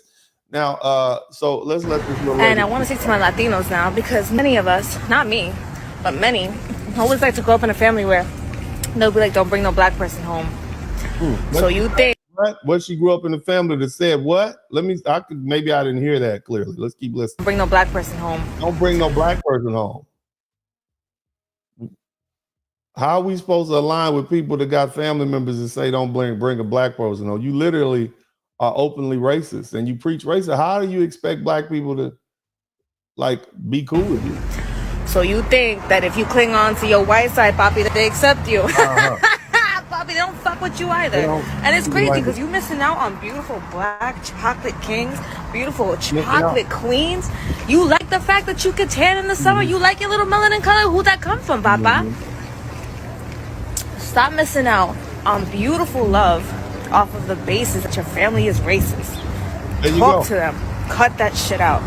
Yeah, you come from racist family members who have an ingrained racist culture. I don't care what you say. We've seen it outright. There are literally gangs in Los Angeles that purposely have targeted black families and run them out of the community. So let's cut it out. Okay, we're going to either, it's uncomfortable. Nobody likes to be perceived as, the truth of what you are. But, I'm not telling you. These young people. That little video I made last night. But you Mexicans need to know, y'all came from Spain. It was all Mayans and Aztecs down there. You Mexicans came from Spain. He's basically telling you Mexicans align themselves with the Spanish, and what was there already was the Aztecs and Mayans, basically the indigenous. Got behind by Cortez and that other old guy, what the hell, I can't remember his name. Y'all need to read y'all's damn history, because there wasn't no damn Mexicans down there. So if you want to get down to it, you're a damn Spaniard. You ain't no Mexican. That's why they're speaking Spanish. That's why they speaking Spanish. Damn. Yeah, and no boy, it's pretty sound like. I want you to understand something. When they say that black people are not even now, as we sit and watch Latinos deal with what they're dealing with, you still have black people speaking up. You just don't have black people in droves speaking up. We're not necessarily going to sit by and watch injustice happen. It's just you don't have black people taken to the streets. We're resting, okay? We are resting, and you have to respect that, just like you all were resting in the 1950s when we were fighting for civil rights, and you all were like, nah, we want to be white. We're not going to fight for civil rights. We're going to fight to be white. That was your move. That's what they did. You see? The Latinos have to go. The Germans have to go. Mm-hmm. If the Haitians have to go, the Scottish have to go. The Irish have to go. The English have to go. The Lithuanians have to go. The Polish have to go. Your own wife has to go. Mm-hmm. Got black dudes out there rolling, celebrating with the Mexicans. Why you keep saying we not there? We just not there in number. Not doing it. Okay? Look at them out there waving. Look at them black dudes out there with the flag. Stop saying we're not out there. We still gonna have this conversation. Man got a whole thing down on her. Yeah, nigga, fuck Donald Trump. I can't get blamed. Hold on a minute. Not until I get my taxes low. Don't be saying that right. I got to get my taxes low first. Okay? Go.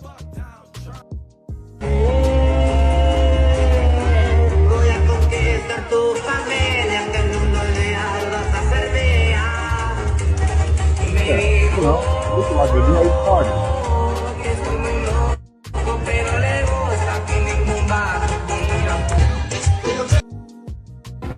Moving forward, what would you guys like to see between the black and brown communities, the black and brown gangs in Los Angeles? I know there's more that we could accomplish and we unite together, Right. There is a lot more we can accomplish, but it ain't on us.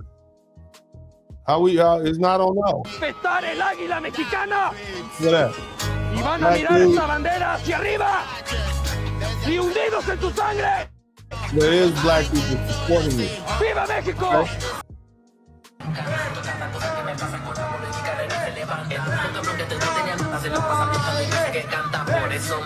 ¡Viva México!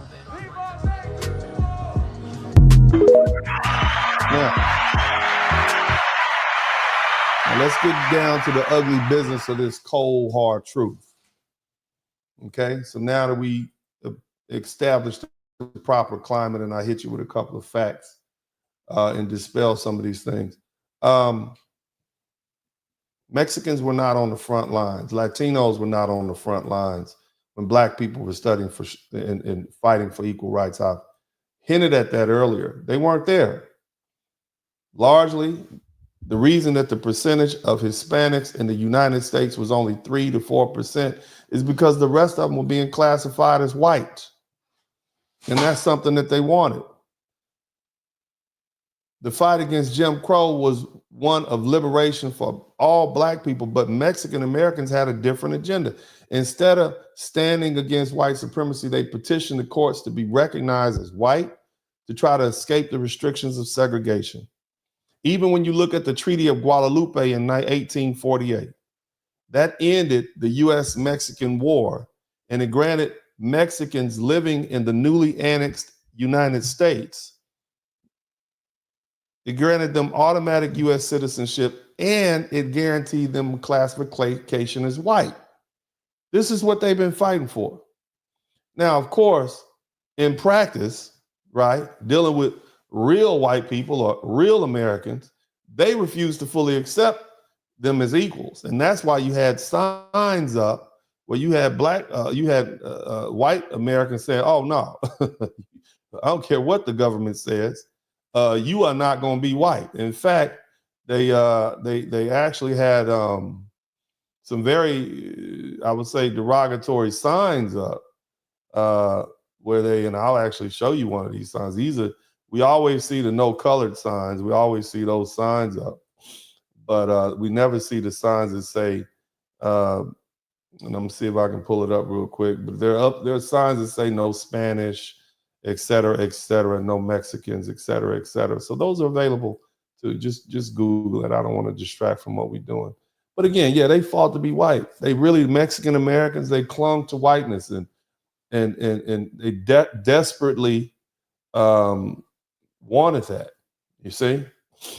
And again, as far as the United States was concerned, this wasn't an accident. It was strategic because the U.S. government did not want to recognize a huge portion of non-white citizens into this country, which is that time was largely segregated in an ethno state, if you will.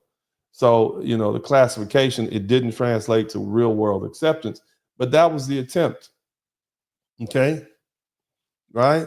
And Mexicans were fine with it. Mexican leaders fiercely opposed in the 19th. So what happened in the 20th century, Mexican Americans organizations, they were fighting the course not to challenge segregation as a whole, but to legally affirm their citizens as their status as white citizens. In the 1930s, what happened was the U.S. Census officially classified Mexicans as a separate racial category for the first time. So it was Black and then white. And then they said, nah, we got too many of these folks here. We're going to classify them as Mexicans. And Mexican American leaders, they opposed that change, not because they wanted solidarity with Black people, but because they saw it as a threat to their social status. And that's why I brought up that case of Mendez versus Westminster. And that's when the Mexican Americans won the right to integrate their schools with white people. Okay, we had the dark-skinned Mexican girl, and she couldn't go to school with her cousins, and her dad sued the school administration, said, well, don't put us with the Blacks. We want to go with the whites. And the Ninth Circuit said, yeah, just put her with the whites, because otherwise we'd have to have a school system for the Blacks, a school system for the Mexicans, and a school system for the whites. And we don't want to do that, and that's not allowed by California law at the time, okay? So they forced the non-white schools to allow these brown-skinned Mexican girls in, even though they did allow the other lighter-skinned Mexican children who were her cousins. So now one of the most prominent Mexican American civil rights organizations is called the League of United Latin American Citizens. And that was never a champion of racial justice. The acronym spells LULAC, okay?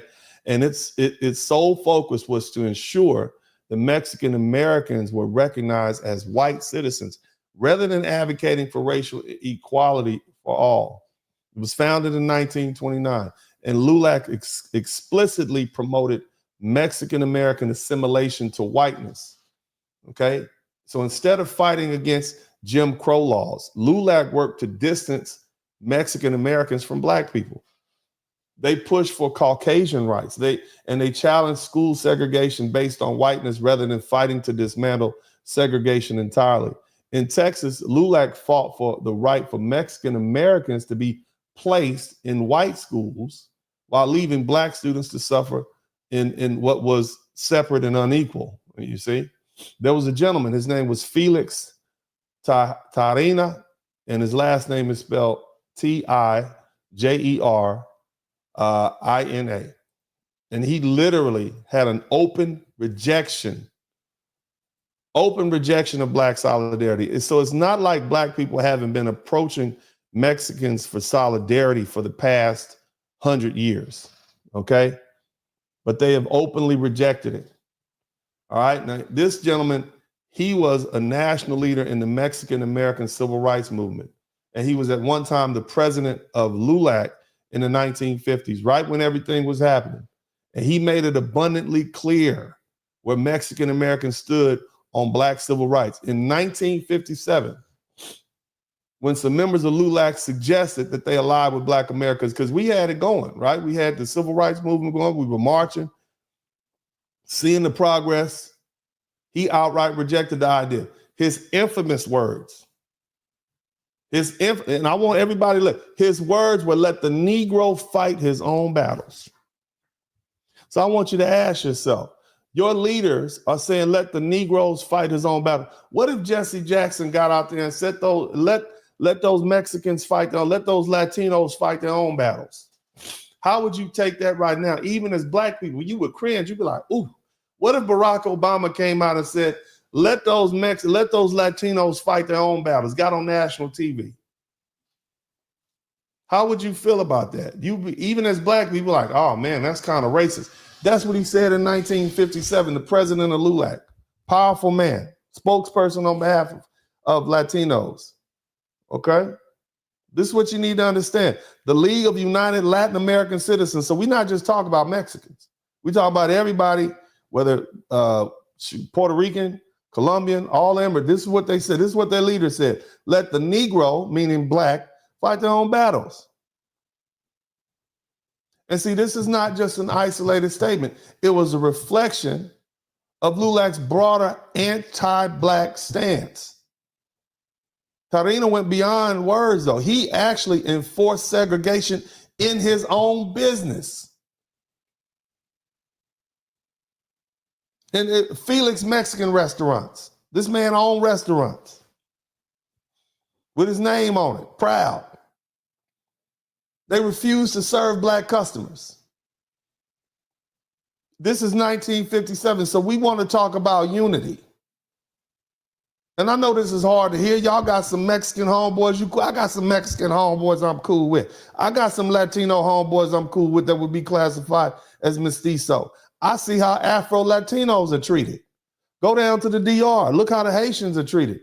Look how the dark-skinned Dominicans are treated. Go to Colombia. Go to Brazil. We see how Black people and indigenous people in these Latin countries are treated. You can go right down to Mexico and see it. I'm just saying, you don't have to like what's being said, but you're going to understand the true history of why Black and Latinos have not come together. It's been over 100 years. We could have came together if we wanted to. It's not Black people. It's not that we are racist against them. They literally have something ingrained in their culture that tells them to practice anti-Black racism. Now, this is the leader of this organization, Felix Tarina, Mexican restaurant. They refused Black customers. He even went so far as to post a detailed policy in his restaurant for his employees which explicitly outlined how his staff should go about denying Black people service. Now, another gentleman, this man's name was Gus Garcia. He was he was actually their president, but he was also, he would have been their Thurgood Marshall. All right, y'all with me? Everybody there? You don't have to like it. You don't come here to like what I say. You come here to listen to it and verify it. Listen to this again. To figure out in the course of this project is the ways that African American civil rights. Now that gentleman that is above, that's Gus Garcia. Now he ended up going to a few mental wards and dying of alcoholism at some point, but at this point he was a president. He was their civil rights attorney. So you notice that the brother, this Black lawyer gentleman, he is talking about LULAC, and he's talking about his interactions with this gentleman. Rights workers and Mexican American civil rights workers did or did not collaborate on things. So were there examples in the Democratic Party or in your legal career or in any other area where that happened? Let me say it to you this way. There was not a whole lot of coalition with none at all. The Mexican American community. We did all. Well, let me. They were fighting to be white. They were fighting to be white. And let's read this quote. Gus Garcia, Mexican American civil rights attorney. I know Negroes aren't getting their full share of democracy. Okay, acknowledging that Black people are being treated as substandard and second-class citizens. But frankly, I am prejudiced against the Negroes. This is your leader saying, I don't like Black people. I'm prejudiced against them. I do not believe that they are entitled to everything that we get. In other words, we're being treated like white people because we fought to be white. So we won our battle. Shout out to Jamal Smith. They're not entitled to getting treated like we're being treated. We like our position. This is their civil rights leader. All right? This man has a school named after him. He's often celebrated as a champion of Mexican American civil rights. But what most people won't tell you is that he was openly anti-Black. I just read what he said. I know Negroes aren't getting their full share of democracy, so I'm prejudiced against them Negroes. I don't believe they're entitled to what we get. And these words make it abundantly clear that Garcia, like many other Mexican American activists and other Latino activists at the time, they weren't fighting for racial equality. They didn't want to fight along with us. They were fighting to elevate Mexican Americans above Black people and hopefully get as close to white as they can. That's part of the culture. That's part of that sickness and that culture, that self-hate that they have that says it's better to be white adjacent. But at the end of the day, I mean, think about it. Most Black folks don't celebrate the conqueror's DNA within us. Very rarely do you hear Black people say, oh yeah, I'm part Scottish and British and Irish and Portuguese. Most Black folk know that that's just goofy for us to go out there and tell people that. They're looking at us like we're great. You Black. Now, again, I say the irony of this man's racism is, despite his efforts to separate himself from Black people's struggle, this lawyer died. He got disbarred. He died homeless, suffering from liver disease, from drinking too much, and was in and out of mental institution. At the end of the day, his desire to be white drove him to drinking and drove him being crazy. And again, it wasn't just legal battles that Mexican Americans actively engaged in. They literally engaged in racist enforcement and segregation. What did I just say? I'm telling you that they engaged in racist, violent behavior directed towards Black people. So I want y'all to understand this, because you picked a fight with the wrong one. And history is just too easy crisis to for tell. Black families. What am I about to show you? What I'm about to show you is as follows. In 1950, many of your mothers and fathers were alive. Definitely your grandmothers, and they'll tell you about it. There was a series of bombings targeting Black families who had moved into white neighborhoods. And the culprits weren't just white folks. They were Mexican Americans who were among those who planted bombs to terrorize Black residents in Dallas, Texas. And one of the suspects was a gentleman named Pete Garcia. He admitted he painted for whites only signs in the neighborhood and threatened Black home buyers with a knife and even chased Black real estate agents out of the area. And this makes it abundantly clear that some Mexican Americans weren't just passive, racists. They were active in their white supremacy. They were active participants in the enforcement. So let's look at this video footage. During segregation, for the Walker family, finding a new home meant risking their lives. Dallas, Texas, Black history, uncensored. In 1865, the United States of America formally recognized that Black people were humans too. Emancipation allowed Black residents of Dallas, Texas to choose where they wanted to live for the first time. Now that they were free men, most Black families in Dallas settled together in freedmen towns. Freedmen towns were located in North Freedmen Town, Dallas, the area now known as Uptown. As years passed, the Black population in Dallas grew exponentially, and so did their earning power. However, So here's the situation. You got Black people who are moving to Dallas, and for the most part, if you leave people alone in America, it's built for people to succeed. Black folks were going to college, we were doing well, we had all these Black colleges, and people going to school, they were getting law degrees, they were becoming professionals, they had money. They didn't want to live in these little shanty towns anymore. And so they began to say, well, we need to go move somewhere else so we can enjoy the benefits of our money. You understand? So let's keep listening. Freedmen's towns did not expand to keep up with this growth.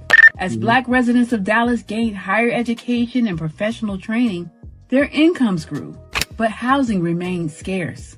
Many began dreaming of leaving the old, deteriorating homes in freedmen towns for the more spacious, elegant houses in South Dallas, but South Dallas wasn't ready for them. South Dallas was a racially segregated community of white and I want you to understand, when they say white, they also had Mexicans there who were classified as white and attended schools with the whites. Okay, keep that in mind. Keep listening. Jewish families. Although Black families believed that they could move there if they were professionals and paid fair prices for the homes, they were wrong. In September of 1940, the Walker family moved to a home at 30. All you brothers and sisters out there, you think you're a medical doctor, you're a lawyer. Well, I'm different. I got good hair. I'm going to move over here with the whites. They don't want you there either. That's another thing you need to understand, because they feel as though if one comes in, the rest of them will come in. This one may be all right, but we don't want to let one in, okay? Because if we let one in, then the rest will come. Let's just be honest with you. Are we going to have an honest conversation about race? Let's have an honest conversation. And the main thing you need to understand, family, is that we can't just blame what we call normal white people for racism. Racism is not just germane to one group of people. I dare say that Africans and African Americans, Asians, and every other group of people practices racism on this planet.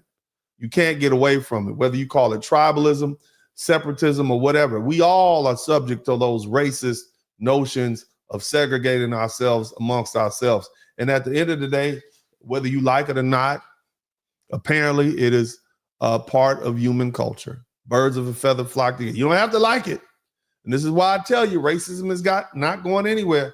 It's going to be part of the human condition. The problem is when it becomes systematic and a group suppresses the rights and freedom of expression and mobility of another group based on their race. That is a systematic racism. But people are going to have their strongly held beliefs, what we all consider prejudice. But let's keep listening. 3616 Howell Street in South Dallas. As their moving van pulled into their driveway, a crowd of white neighbors, led by a tribe of housewives, Karens, look at these Karens out here, stood in the street throwing rocks at the family, shattering their windows and shouting threats. The police had to intervene with the anger. This is how black people were treated back then, okay? All these Karens throwing rocks. These are the women. The men haven't even showed up yet, okay? Women who had no remorse for their actions. They believed that black families did not belong in their neighborhood, and they vowed to let them know directly. For months, the white housewives terrorized the families, hoping to scare them away.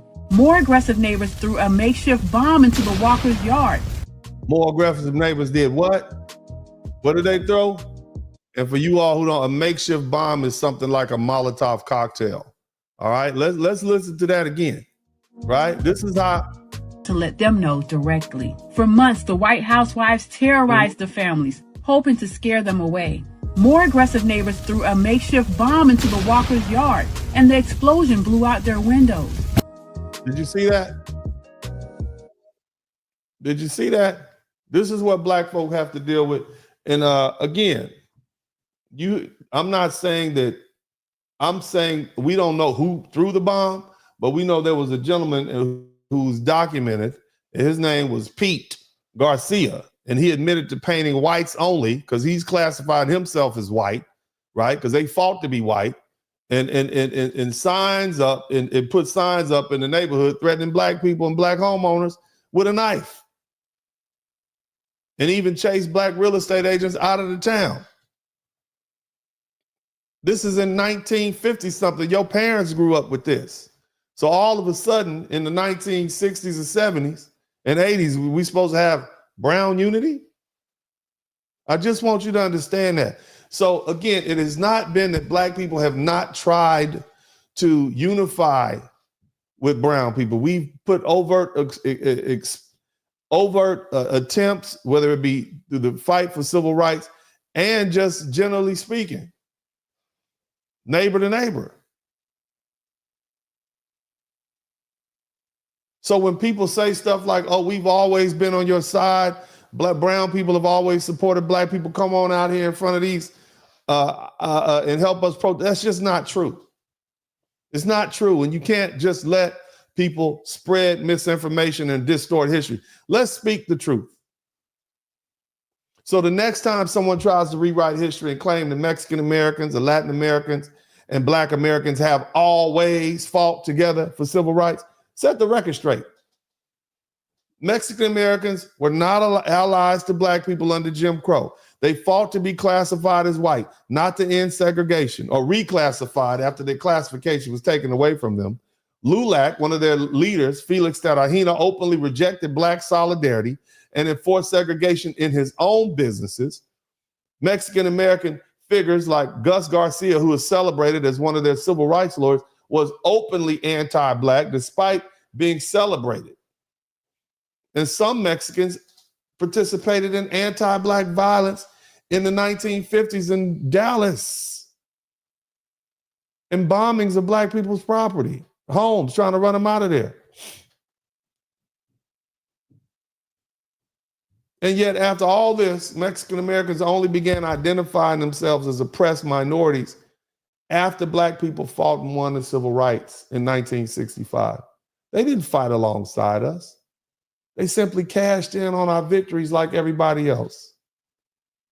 Black Americans sacrificed everything to build this country and secure our civil rights. The benefits that others enjoy today, from affirmative action to voting rights, were won through black struggle, black blood, and black resilience. Everybody else wanted to align themselves with whiteness. We fought our battles. We won our battles. We don't owe anybody anything, especially those who turned their backs on us when we needed them the most. So look, if you want to go out there and protest, do that, but don't do it under any misunderstandings that you owe anybody anything as a group. Let me reemphasize that. White people, Mexicans, try to align themselves with white supremacy. They wanted to be classified as white. They wanted those benefits. That's your history. I can run it back to you 100 times, but it's evident from some of the anti-black statements that we hear made by them. Now, that's not across the board. Some fought for true equality, but the vast majority wanted to be absorbed in whiteness. And this is something that they say amongst themselves all the time, not just me. The problem is when you start trying to drag black folks into this and say, well, you owe us something. That's not true. You weren't there fighting with black people the whole time. Just wasn't there. And you can't say you were. Not and be distorting history. The whiteness strategy was of Mexican Americans was not about dismantling racism. It was about ensuring they were not classified as non-white. It was about securing access to privileges while leaving black people to suffer the full brunt of Jim Crow. Period. Again, Mexican leaders, they spent decades trying to enforce whiteness in U.S. courts. There was a case, N. Ray Rodriguez in 1897. A Texas court ruled that a Mexican-born man was legally white and therefore eligible for U.S. citizenship under the laws that restricted naturalization to whites. We talked about that.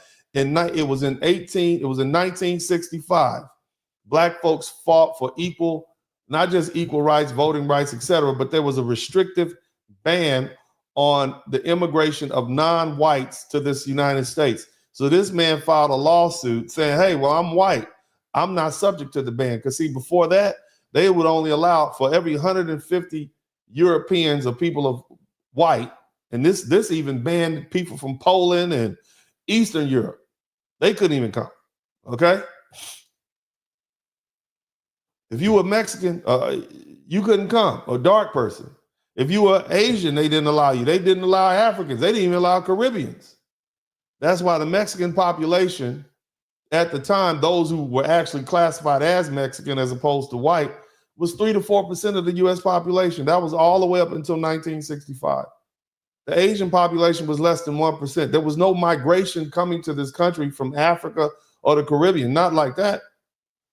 It was a restriction, it was a ban. So in 1897, this man said, N. Ray Rodriguez said, well, I'm gonna be classified as white.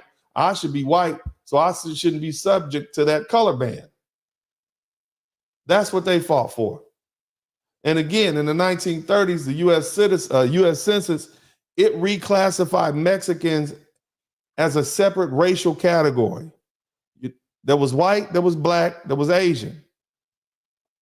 Mexicans have begun to grow, so we're gonna call them their own separate category. And Mexican American leaders fought against that decision. Not because they wanted racial justice, because they feared losing their white privilege. And their efforts were successful because in 1940, 10 years later, the census reversed the change and they were once again classified as Mexican Americans. They classified them as white. And in 1954, the U.S. Supreme Court, in the case Mendez versus Texas, ruled that Mexican Americans had legal protections under the 14th Amendment, but still, this case was framed around their whiteness. They got rights under the 14th Amendment, not because they were equal as a group of Mexicans and brown people and minorities. No, we're going to classify you all as white, and that's why you're going to be treated. You're going to get the rights that under the 14th Amendment. Not because their status as a oppressed racial minority. This is history. It's in your law books. It's right there. Don't run from it. Again, Mexican Americans were not fighting to dismantle white supremacy. They were fighting to be absorbed by it. All right? Now, let's talk about some of this violence. We talked a little bit about the Dallas violence, the bombing in 1950. Black families were moving into previously all-white neighborhoods. And Mexican Americans joined with the white supremacists to oppose them because they were classified as white. You got Mexican vigilantes that planted bombs at the homes of black families to try to drive them out. You got that fella Pete Garcia who put up signs that said, in this neighborhood, threatening black homeowners. Shout out to Kenneth Milo. And this action reveals a deep hypocrisy of that Mexican Americans claim oppression, but were willing to uphold white supremacy when it benefited them. That's what we're talking about here. They use whiteness as a strategy, the accomplishment of whiteness as a strategy. They spent a century fighting to be classified as white, not fighting against segregation, not fighting against discrimination. They pursue legal cases that are well documented to affirm their whiteness and gain access to white schools and businesses, not to dismantle racism. Shout out to Canary Valance. Shout out to Chad Smith. You actually have Mexicans engaging in racist violence and bombings of black homes. But it backfired. And that's why we're here where we are today. The white people, typical Anglo-Saxon Protestant whites, they were not having any part of that. They didn't care what the government said. They weren't going to play into that fiction. Because see, in the 1960s, to the chagrin of many of these Mexican leaders, white folks said no. And they were suddenly reclassified as non-white, and they were forced into black schools because white America never fully accepted them. That's what happened. And here we are. But I want you to absolutely be certain that black Americans fought and died to dismantle racism. Mexican Americans and many other Latinos, they spent most of their history trying to get next to the white folks. Now, let's talk about the elephant in the room. All I see is opportunistic minority group. That's what I see. How they gonna switch up like that after fighting for 100 years to be white? Now you all of a sudden, you brown now? You all of a sudden brown? Because see, for centuries, black Americans have been the driving force behind every major civil rights victory in this country. And we did it by ourselves. We fought against slavery. We fought against segregation. We fought against disenfranchisement. We fought systematic racism, not just for ourselves. We weren't trying to exclude anybody else. We fought for the advancement of human rights in America. But what happens when the battles are won? Suddenly, groups that never stood with us in the fight rushed in to claim the benefits. Asians, Latin Americans, Arabs, white women. They didn't fight for minority rights in 1965. They focused on trying to be classified as white. They distanced themselves from black struggles. They rejected alliances with black civil leaders. But then what happened? What happened is what always happens when black people put their mind to something. We won. Somebody type "we won" in the chat room. Somebody type "winners" in the chat room. We won.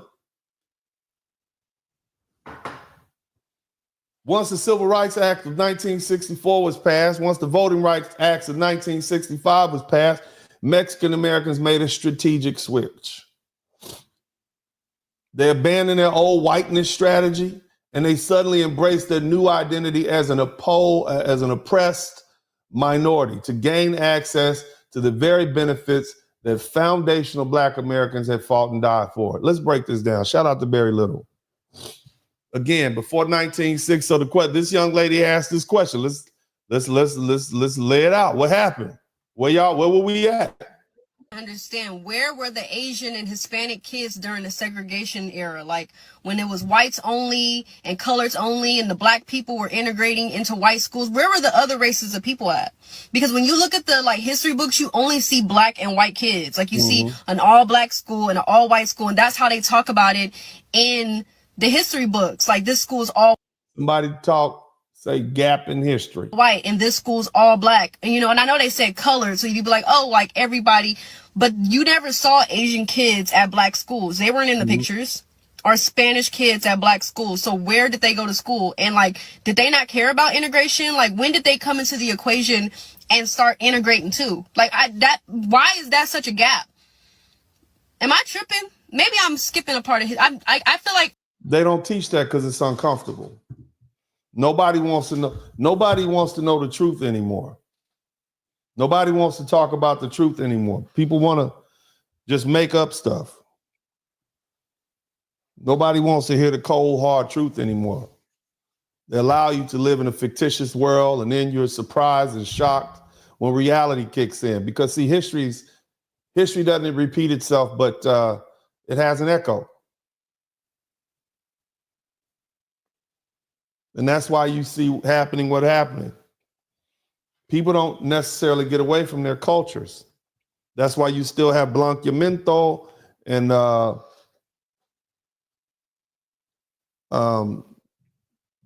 mejor raza in the Latin culture. But nevertheless, to answer this young lady's question again, before the 1960s, Mexican-American organizations fought to be recognized as white, not as brown, and definitely not as a minority group. LULAC, which is called the League of United Latin American Citizens, which was founded in 1929, explicitly rejected the idea of Mexican-American were minorities, okay? They literally went to court to prove Mexican-Americans were white citizens and deserved access to white-only spaces. You had Mexican-American attorneys in cases like Hernandez versus Texas, 1954. They made it clear they were not arguing about discrimination as a whole. They just didn't want to be discriminated against. They were arguing that Mexican-Americans should be included in the white side of privilege. Shout out to Chad Smith. So the whole idea of this minority solidarity, where you got people saying we were always aligned, that's just a falsehood. It's historically inaccurate. It's a misstatement, and it's inaccurate. Some people have always unified against white supremacy, even though, yes, you still have those. That's false, according to the history and the truth. Calvin, MCA, they have aligned with whiteness because they wanted to be white. And then we won. Somebody type in the chat room, we won.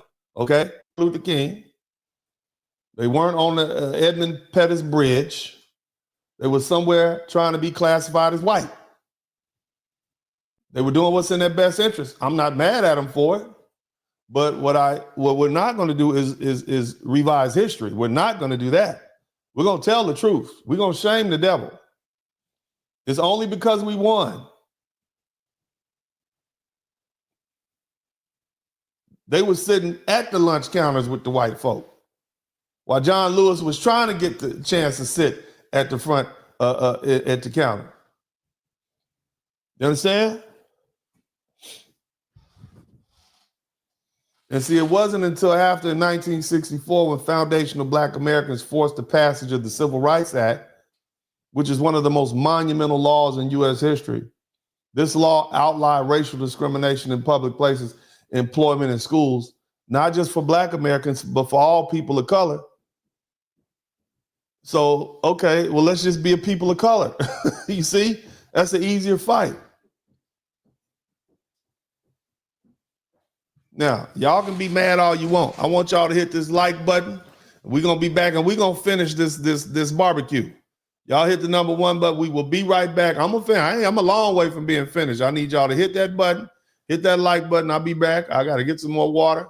Y'all do what you got to do. And if you like what you're hearing, if you're learning something, you're welcome to contribute to the super chat, but only if you're learning something. Thank you. I'll be right back. It's a party going on. Hit the like, hit the like, hit the like, hit the like, hit the like, hit the like, hit the like, hit the like, hit the like, hit the like, hit the like, hit the like, hit the like, hit the like, hit the like, hit the like. It's a party going on. We all looking at Dennis Spurling and subscribing. Only take you a minute. Hit the cash app, super chat, be a penny. One is real good, but 20 more will be plenty. Blizzard King pay a visit. Big blast my witness. Appreciate the love that's black men doing business. Stand up, father and brother, lawyer is he. Hall of Fame game, he's known as Uncle D. Tell it just like B, representing for we know time is money, you learning and pay a fee. Know it's cold outside, but the podcast hot. Giving you a feeling that these others ain't got. Say it's cold outside, but the podcast hot. Giving you a feeling that these others ain't got. Yeah, know that the blizzard come through. Bundle up for the winter, know this hit. Darren Hay watch, views. Hit the light, you know that the blizzard come through. Bundle up for the winter, know this hit. Darren Hay watch, views. Hit the light, hit the light, hit the light. We still look at all the beautiful music that we've created. That's what's on the inside of us. We are wonderful people.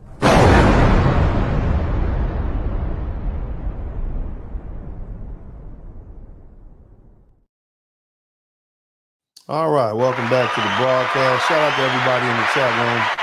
I appreciate you guys for hanging in with me. So what are we talking about? Basically, the title of this broadcast is Black People owe Latinos nothing because they fought to be, or they fight to be white. Shout out to Jaja Ma. And it's just the facts. Though that's in the law. It's easily ascertainable. You can Google it. Nobody likes to talk about it, but don't come and throw that up in our face and say, oh, we always been there for you all and y'all never have been there for us. That's just false. And I see a lot of Latino people on the internet, on Al Gore's internet saying stuff like, oh, where y'all at? First of all, there are Black people out there supporting. You just don't have them on the front lines. Okay? Again, before 1965, they claimed to be white. Shout out to Dre Harden. Okay? After 1965, after the fight was done, then they claimed a minority status. They want to be brown so that they can gain access to the civil rights. Because they still were being treated as less than, even though they were classified as white. Legally, they were white, but white people said, nah. So they said, oh, well, we'll just go over here and reap the benefit of what these Black people did. You see? So why the sudden change? Because they realized that trying to foist themselves on white America was a failed strategy. And it's still a failed strategy. And I know we got some Latinos in here. Liz. Shout out to Gloria Sabry. If y'all don't stop trying to be white, you know why Donald Trump is targeting you all? Because not only are you in these mass numbers, but holding yourself out as white threatens that Northern European, Western European culture that they have. You're not. Why not just embrace yourselves? But see, the problem, again, when you're talking to Latinos, you're also talking to the Afro-Latinos and you're talking to the white Latinos. And the white Latinos practice anti-Black racism against the dark-skinned Latinos and the indigenous Latinos.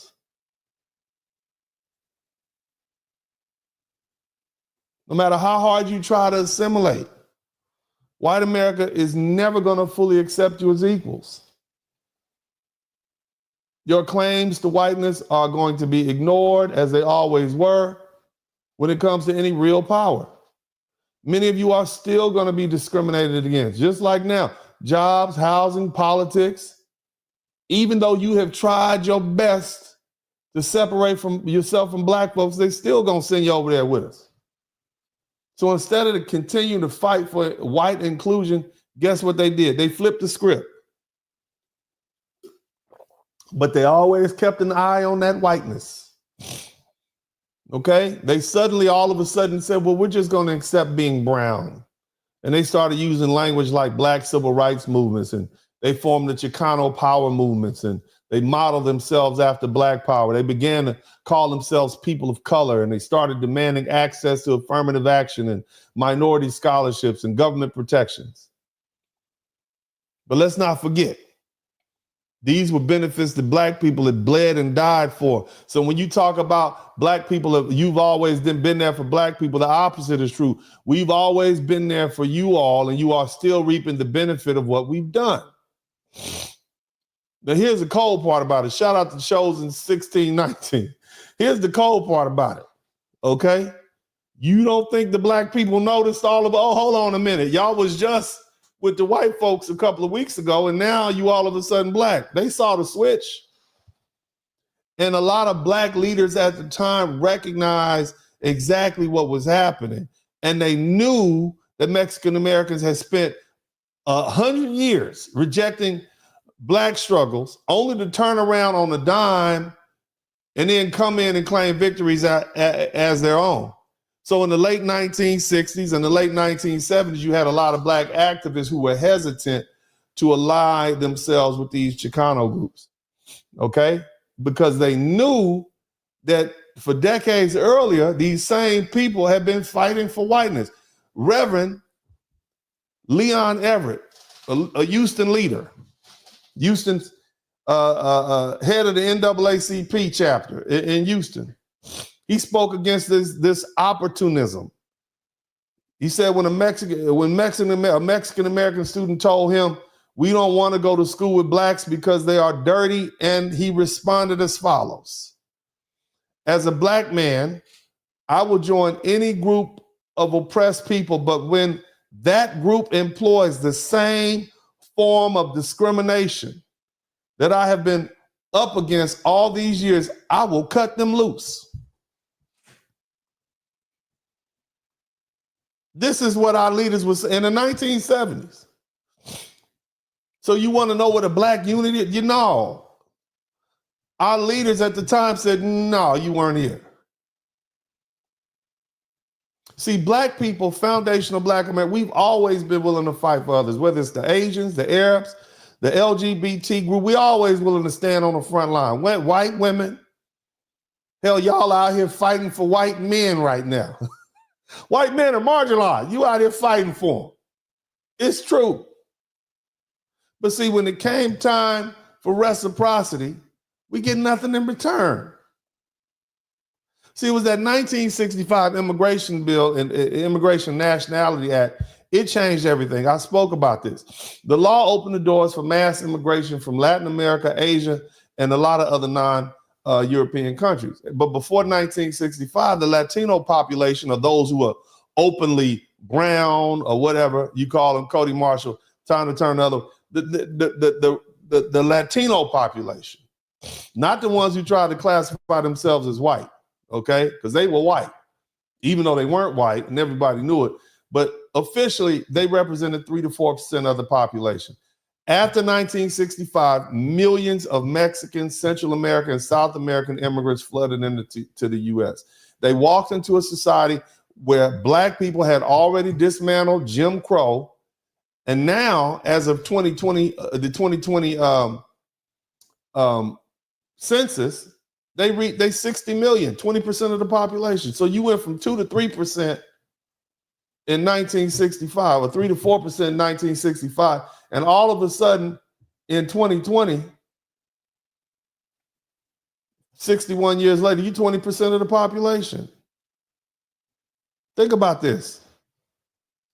These new Latino immigrants never had to fight against whites-only schools because black people had already forced integration. Yet they say we never stood by them, even though they were the ones trying to integrate into the whites, and they were classified as whites.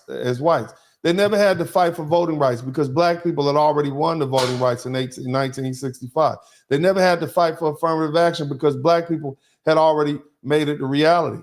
And yet today we see Latinos benefiting more than black people from the same policies they claim for people of color, right? This is not the type of solidarity we need. You understand what I'm saying? This is not it. Why is it that once we achieved what we as foundational black Americans, now all of a sudden you're identifying as minorities? What happened to that whiteness strategy? What happened to bettering the race? How you go from trying to be white to pivoting to being brown? It's because you wanted to gain access to black-led victories. The black leaders at the time called it opportunism. Now you just want to use us. Now you want to throw black bodies in front of this freight train called Donald Trump and his xenophobic policies, racially charged policies of sending all Latinos home, even if they're naturalized citizens, because that's where they're going. We built this just for you to show up. We paid the price in blood and our lives sacrificed. But when the dust settled, other groups swooped in and claimed minority status and took the benefits that we fought for. And it's not just Latinos. You got black people from the motherland, black people from Africa, black people from the Caribbean. Now they black. Look at some of these law schools around here. They classify themselves as black, but they don't distinguish between foundational black American or African black American or Caribbean black American. They just say we black and they reap the benefits. So it's all these folks. And you wonder why foundational black America said, hold on, we need to delineate ourselves. We need to begin to reclassify ourselves as black. We need to do that. And that's what they're doing. And it's an ongoing pattern. It's not anything new.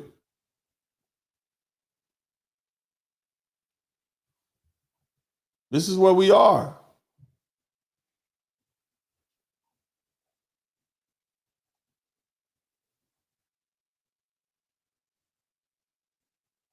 Now,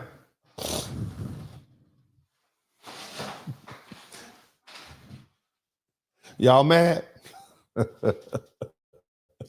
If you're mad, put on a cape and be super mad, because this is the truth. And I dare anyone, go ahead and look up the facts, talk about it. Doesn't matter to me. You don't have to like it, but this is the truth. It is what it is, fam. So don't try to call us out saying we haven't been there with you. We're not here for it. Funny how everybody's true colors are coming out, especially the black people. See all that? And you wonder why black folks are like, nah, we're going to sit this one out. I'm just saying, is this how you're going to get us to come out? You think this is motivating us to come out? I don't think that's motivating us to come out and help anybody at all. And don't get me wrong, as I said before, it's a lot of brothers out there and a lot of us are still cool with our Latino folks and friends on an individual basis. But damn, you can't expect us to just come out there in droves.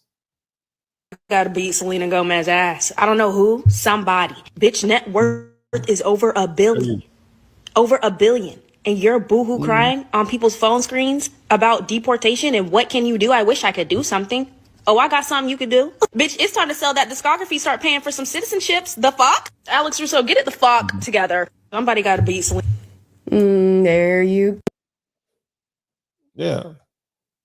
And so this is the response you're getting, because see, here's the thing. Black people know innately that we've fought this battle by ourselves. They might not have the facts, okay? But now you have them. You see? You might not have all the facts, but now you have them. If you listen to this broadcast a couple more times, now you have the names, you have the facts, you have all you need to begin to say, well, hey, let's have an educated conversation about whether or not, you all were actually there for us 100% of the time, because my reading of history says not. My reading of history says we've been here all alone doing our own thing.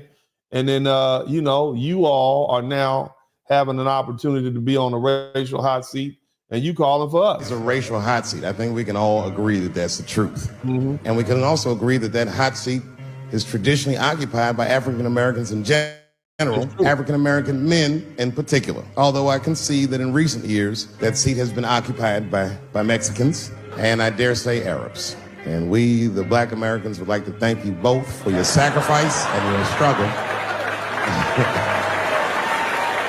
We needed a break. We all go through something, but at least I can leave. Brother. Yeah. And the just truth want to is, tell all my brothers. and I'm gonna say this: the truth is, a lot of black people are not coming to your aid because number one, it benefits black men. Black men are the primary beneficiary of the deportations of illegal immigrants. And this brother is giving you an example. Hey, man, first of all, I just want to say, man, thank you, Trump. Because guess what? I went to a construction site today, y'all. Remember, I didn't have no job. I was doing Uber. Couldn't find a job nowhere. I went to a construction site. They was already working. Got hired on the spot. Thank you, Mr. Trump. Thank you so much, man.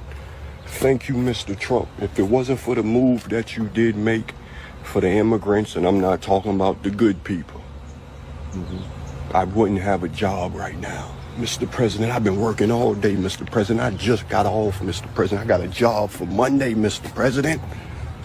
Thank you so much. Thank you so much. Guys, let me tell you, man, I walked in today on a construction site, hired me on the spot. I started work today, just got off, y'all. Mr. Trump, thank you so much. Now, again, I want you to understand something. It seems to me throughout history. Now, some of you all say, "Oh my God, he's glorifying." I'm happy that black man has a job. I'm happy, and most black people with good sense are happy that black man has a job. You can't say it's this man's fault or black people's fault for enjoying the benefit of this change of policy, is it? Especially considering that Mexican Americans and Latino Americans in general, shout out to Be Too Tall, reap the benefit of our struggle, and shout out to Ivy Dreams, reap the benefit of our struggle and went so far as to reclassify themselves from white to brown. You were opportunistic. So what's wrong with black people being opportunistic now that the policies have changed, having nothing to do with us? I want you to keep this in mind. It was Latinos that 60% voted for Donald Trump. This is what you all asked for. You got a whole movement called Latinos for Trump, and 60% voted for Donald Trump. And so this is something you brought upon yourself. And now black people are reaping the benefit of it because, again, the primary beneficiary of removing, they brought you over here to replace us. That's what you need to understand. They brought Asians, that didn't work out. They brought Latinos over here to replace black people. And that's what you did. And now the same policy, the same government is removing you, and black people are reaping the benefit of it. So don't call us opportunistic, because at least we didn't switch up. You all actually switched up. So don't get mad at us because we're not out there because some people actually benefit. Why would we protest against something that actually benefits us? Why would we do that? Yet and still, you got black people out there protesting on behalf of immigrants and trying to keep them here. That just shows you how selfless we are as a group of people. Listen to this carefully. Hit the number 1 button.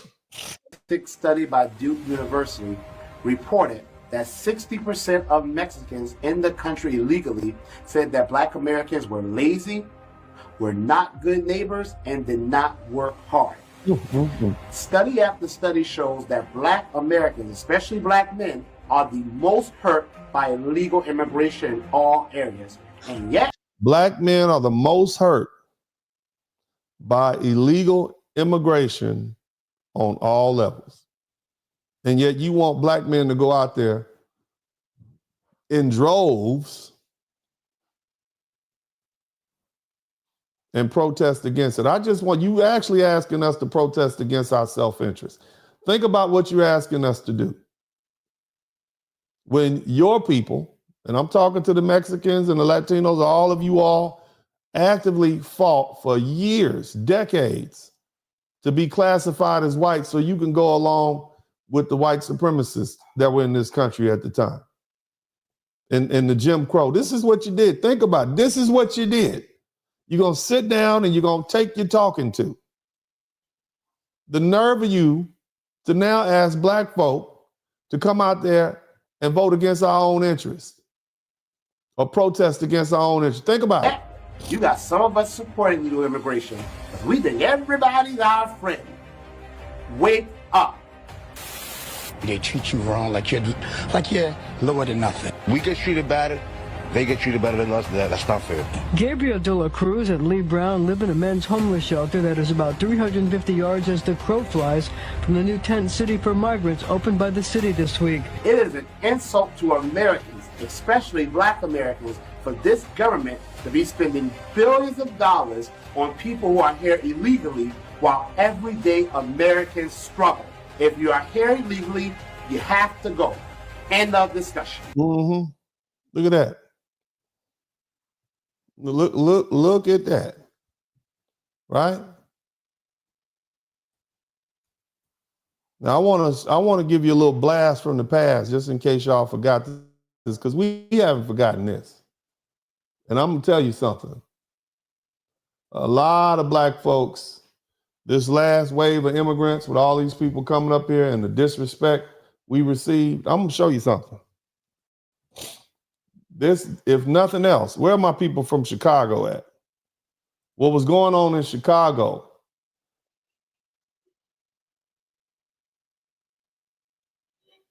I want you all to do we remember this? I think we all remember this.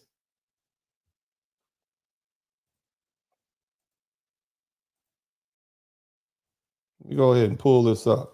This is in Chicago.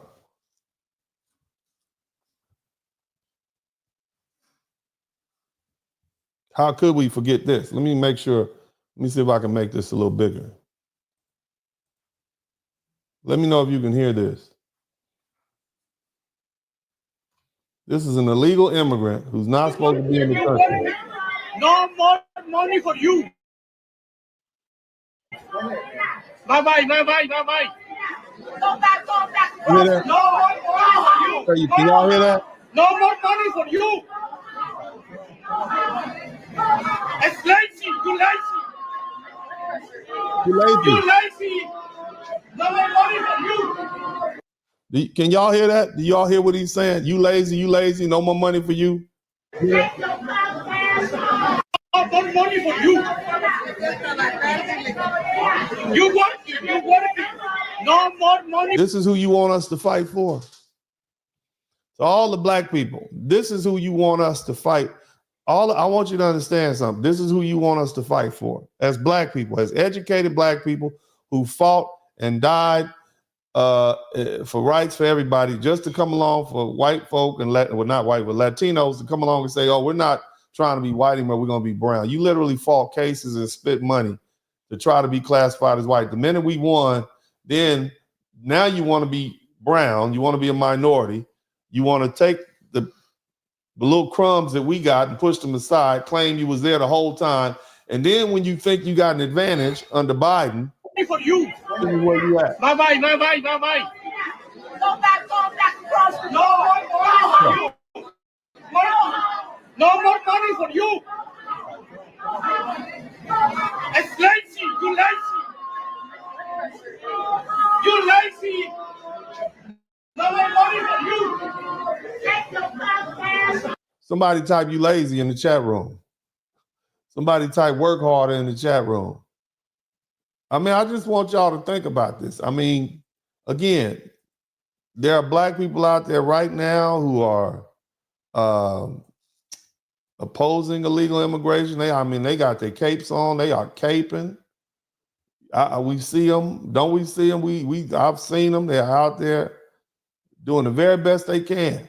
Okay, they are caping full speed. Okay, still out there. While the deportations are going on. Y'all got my back. I got y'all back. We in this together. See? It's time to fight. Black and brown, we stand with you guys. I, for one, I am not with This just shows you how wonderful and magnificent and beautiful and selfless Black Americans are. This is what these are the people. You hear These black folk right here, And that's how we need to these unite as a generous, people. Real wonderful talk. people I stand with Mexico. who do their very best to try to accommodate. Look at these beautiful people. Look at these beautiful people supporting you, irrespective of your racism, irrespective of your bigotry, irrespective of your anti-black racism. Black people are out there for you. Folks that's right along with you, black people. You understand what I'm saying? Wonderful people, beautiful, fantastic, outstanding, wonderful people, black people. This is what they do. Despite your treachery, you see,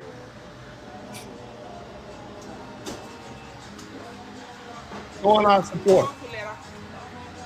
In the freezer. Where's my garlic? No, okay.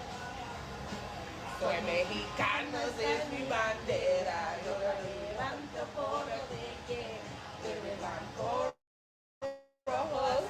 Yeah. So again, based on everything we heard, I want y'all to ask Why yourself, are we alone? We support. based on everything that I've said, what is this woman talking about? Huh? What Where is are she you talking guys? about? Why are we alone? We support everything when it comes to you guys. We are all. Who you think she's not talking to white people? She's talking to you guys. You people. Always there for you. And this is why we Latinos are just different. Very. You understand what I'm saying? I want you to keep that in mind. This is why history is important. This is why it's important to make sure that now, black folk, if you decide that you want to go out there and support, go right on ahead. Hey, do what you do. It's a free will. I'm just saying as a collective, you want to understand where black people are. Number one, we're resting. All right, let's establish that we're resting. We've had enough fights. Black people have they've taken this personal. Okay, they're upset that Donald Trump won. I'm not upset that Donald Trump won. I voted for Donald Trump, wanted him to win. Okay, that's me though. But these other black people, these wonderful, fantastic black people, not like me though, because they're wonderful, but I'm not. They're kind, they're generous, they're loving. They don't want to see people hurt. They don't want to see families separated. Me, I'm more interested in keeping my tax low. Okay, but the other black people, the nice black people, they tried to keep this from happening. And you obviously voted your interest. Here you are again in that trap again, trying to align yourself with whiteness. And it didn't work out. Again, you're going to keep getting rejected by white people. They don't want you in there. You would be better off trying to embrace your own indigenous and brown life. Even you ones that's light skinned, they don't want you either. You ones that class, they're never going to treat you like Europeans. Hell, Europeans don't even treat Europeans right. The Irish have been catching hell for centuries. The Jewish people have been catching hell for 33 centuries.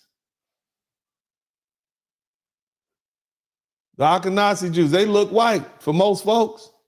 They've been catching hell. What makes you think they're going to embrace some New World Mexicans or mestizos? They're not. So embrace yourselves. Now, I'm not here to tell you what to do. I'm just telling you what black folks are not going to do. And what they're not going to do is be out there in droves. And it's not me telling you. They said it themselves. And you just beating your head, you just hitting your head against a brick wall if you don't think you're going to get black folks to come out there, especially considering that we know that Latinos have a racist history. You see? We know that, especially Mexicans included. Is border with Guatemala. Yes. Okay? We don't let them in. So the same thing that America does to Mexico, we do to Guatemala. Okay? It just, the news is CNN, Fox, CNN, MSNBC, New York Post, they're never going to show you that. Just so you know, Mexico is extremely racist. Mexico is extremely racist. He didn't say racist. He said extremely racist. We know that as Black Americans. We're sensitive to it. We know that. You understand? So we have what are like Guatemalans, even to its own Mexicans. So you got to remember, Mexico was dominated by Spaniards. The only reason I look the way I look is because I'm 65% Spaniard. Yeah. Mexicans, like real Mexicans, or which is known as Mexica, not Mexico, Mexica, are 5'4", super dark with big noses and the heads pushed back. Aztecs and Mayans, like Indians, like Indians. Yes. Well, we're natives, right? So. Comment is very important, so I need y'all to read this. When the chips are down, you Latinos forget the support from the Black folks. And I cannot agree with this creator more. The Latino community and its anti-Blackness is strong and it needs to be expelled from. So here we go again. And you want to know, here's the thing. Black people owe Latinos nothing because they fight to be white. Where's the lie in that? On top of that, you practice anti-Black racism. Irrespective of everything these white folks are saying about you, you want to come for us. I just want y'all to think about that. What kind of fools would we be as Black people if we just, put down our fried chicken and watermelon and hopped out our Cadillacs and went down there and picked up a Mexican flag, right? Because you think we lazy, you think we don't work hard, and all the other epithets that go along with that. And we just supposed to be the fools to jump in line and support you, knowing that we're going to go right back to the anti-Black racism that you practice. After this is all over, after we get what we want. I mean, just think about that. What, do you think we have no pride? Do you think we're supposed to be subservient to you? I just want you to think about that. Why does every other group come into this country and attempt to use African Americans or foundational Black Americans as stepping stones? Who do you think we are? See, don't let TikTok and Instagram fool you. There is a brilliant intelligentsia amongst African Americans that emerges when necessary to correct our people on the path when we get off. Don't let these people that you see out, don't let Glorilla fool you. Because for every Glorilla, there is a brilliant, intelligent Black woman who's behind the scenes somewhere.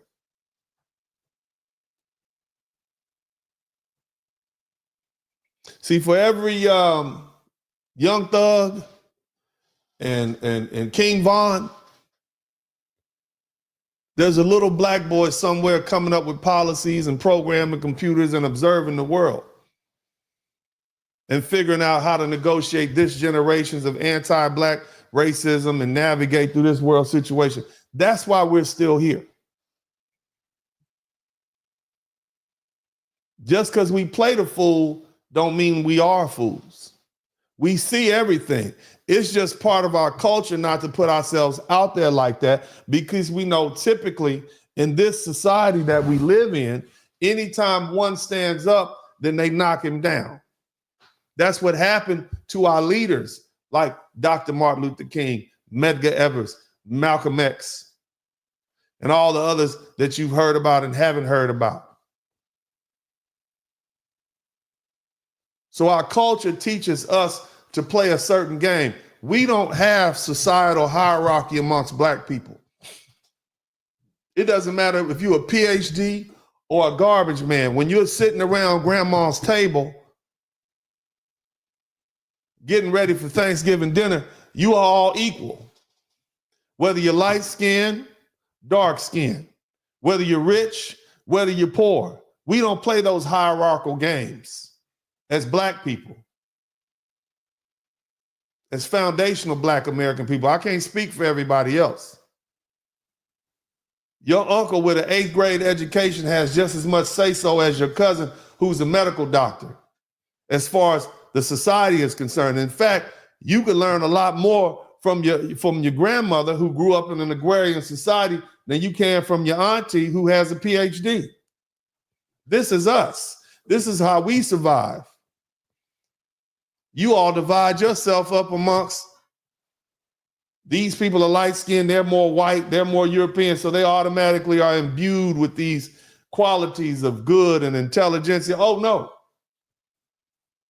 That's why we're so willing to accept people from other cultures, because we don't look down on people.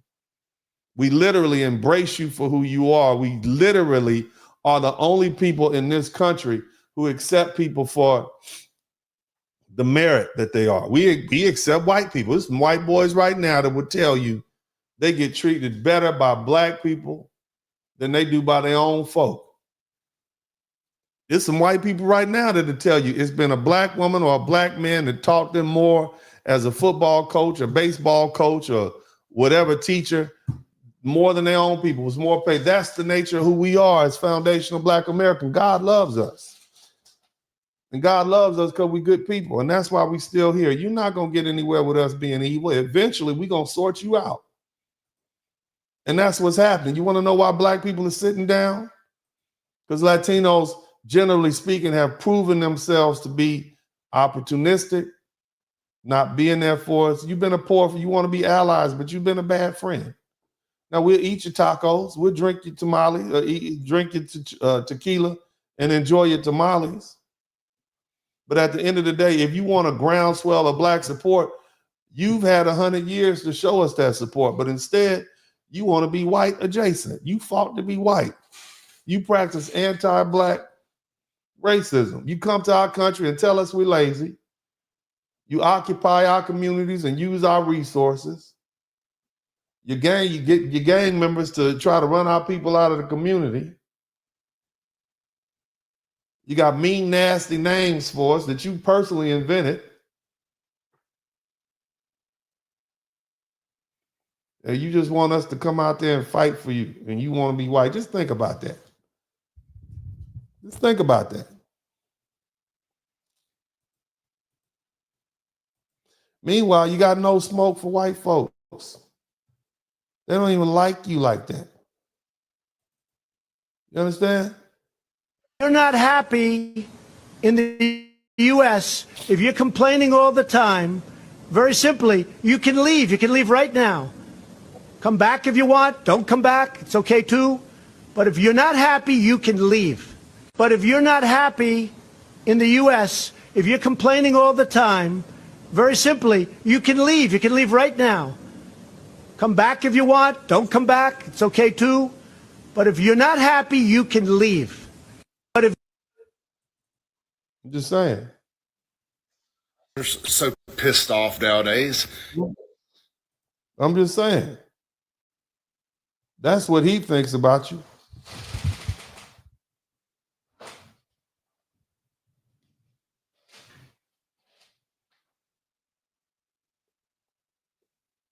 And you got all this smoke for us.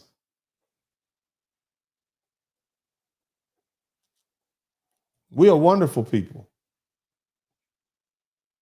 Years old, first time I've ever been homeless. Yes, sir. It has opened up my eyes to how cruel the world can be. Yes, sir. If it was not for the African American community and the Latino community, I would have starved to death by now. Man, I got you. White people are cruel and they're not kind. Black people have fed me, let me come in their home, gave me a shower, let me sleep on their couch, bought me underwear, socks, and clothes, and I'm so grateful to the African American community. God bless y'all. God bless you, man. Get it. My girl!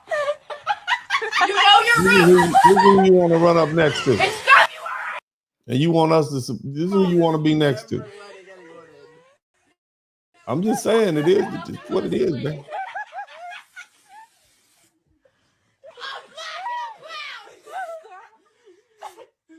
They recorded that video and they posted it to Snapchat, and then they sent that video as well as Of Latinos has plenty of white Americans concerned. I sat down with 4 of those extremely passionate citizens. Shout out to Master H. Thank you all so much for the super chats. I'm gonna read them before we leave, but we need to finish this. A lot of Hispanic people. I mean, not that there's any, I'm not racist or anything, but immigrants keep populating. We might have 2 kids. What do they have? 4 or 5 kids? I'm saying 7, 8. Yeah, maybe. 9. Maybe I should have mentioned I was Latino. All cultures are not equal. I live in Koreatown, dear. So you're saying your problem is Koreans? No, Koreans are fine. But see, Koreans are different. Koreans are like Chinese. You don't see problems with the Chinese immigrants, even though they're illegal. That they see problems. This is what I'm just saying, baby. I'm just saying, y'all ain't got to like what I'm saying, but it is what it is. Right? Right? It is what it is, right? Yeah. So at the end of the day, my question to you all is, who needs who? Do you think black people need you? Have you been a good friend to black people? I'm just asking all the black people out there in the chat room.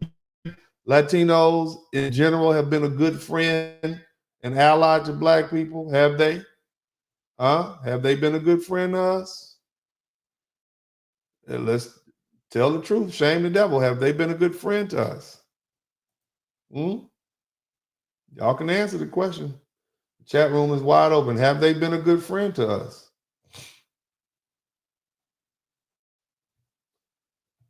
Let them know how you feel. No, they haven't.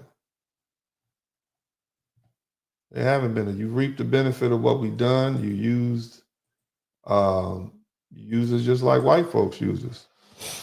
But anyway, I pretty much did my job. Answer these questions. Hopefully y'all can take this information and use it. We're not finished yet, but I gotta definitely make sure I thank all my folks who have come through with the super chats. Man, we got 36 super chats. Did you learn something today?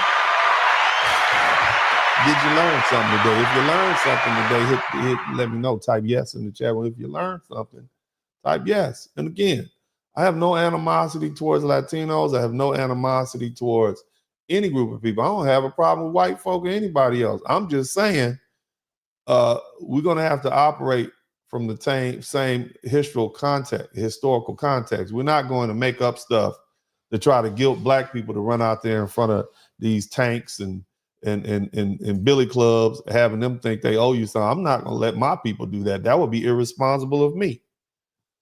Have my people out there misinformed. Yeah, come on out here, man. They always had our back. Not true. Okay? Mentira. Right? Not going to do it. But anyway, we got 37 super chats. I'm going to try to, hopefully we'll get to 40. If I get 3 more super chats, that'll get us to 40. Let me make sure I didn't get any cash apps that I missed. Let me hit the cash apps up right quick. Shout out to my man. Oh, yeah, we came through. Shout out to Gregory Davis. Oops, man, I'm not supposed to read your name. Shout out to Mr. Davis. Shout out to Seeley. Shout out to Mr. Williamson. Shout out to Mr. Coleman. Angie, thank you so much. Mr. Booker and LA. Shout out to LA Knights and Carlos and Carly. Good looking out. I appreciate y'all, man. I got love for the Latino community. I do. Much love for you. I've always looked on an individual basis. Latinos have always had my back. They've always been very supportive. Love you. Most black people love you. We adore you. We like having you around. But when we start talking about group dynamics and what's best for the group and what has one group done for another group, okay, that's where we are right now. And you got to accept this. You got to accept it on your chest. It is what it is.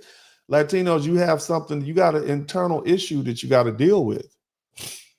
Okay, and that is that blanqueamiento, that is the mejora raza, that's your anti-black racism. You got to deal with that. You're never going to be able to be who you need to be as long as you're thinking with two minds, one that wants to be black or one that wants to be anti-black, the other that wants to be, and it's never going to work. You got to get on the same page. Be unified like black people. That's why 86% of black people voted for Kamala Harris. Not me, okay? I voted for my wallet, but the nice black people voted for everybody else and humanity and all those wonderful things. Not me, though, all right? But anyway, shout out to my man B. Tisdale. He said he gifted 5 Dennis Spurling Podcast. Good looking out. Thank you for the memberships. Simple SHIT TV, no simp zone. Good looking out, brother. I appreciate it. We got 39 super chats. It'll be great to get one more so we can get to 40. But only if you learn something. If you learn something, cool. If you didn't learn anything, fine. But make sure you hit that like button. All right, Urban Eagle.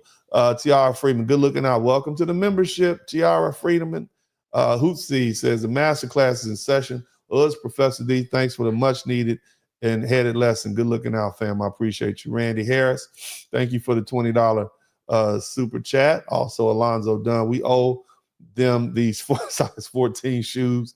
They have come in and destroyed everything we fought for, showing their white daddy that they fight for them. Yeah, look, I don't wish any harm. I wish them well. But at the end of the day, you know, again, let's speak factual. Let's not let people convince us to go throw ourselves on the bus for them again, under the bus for them, and then they just walk away.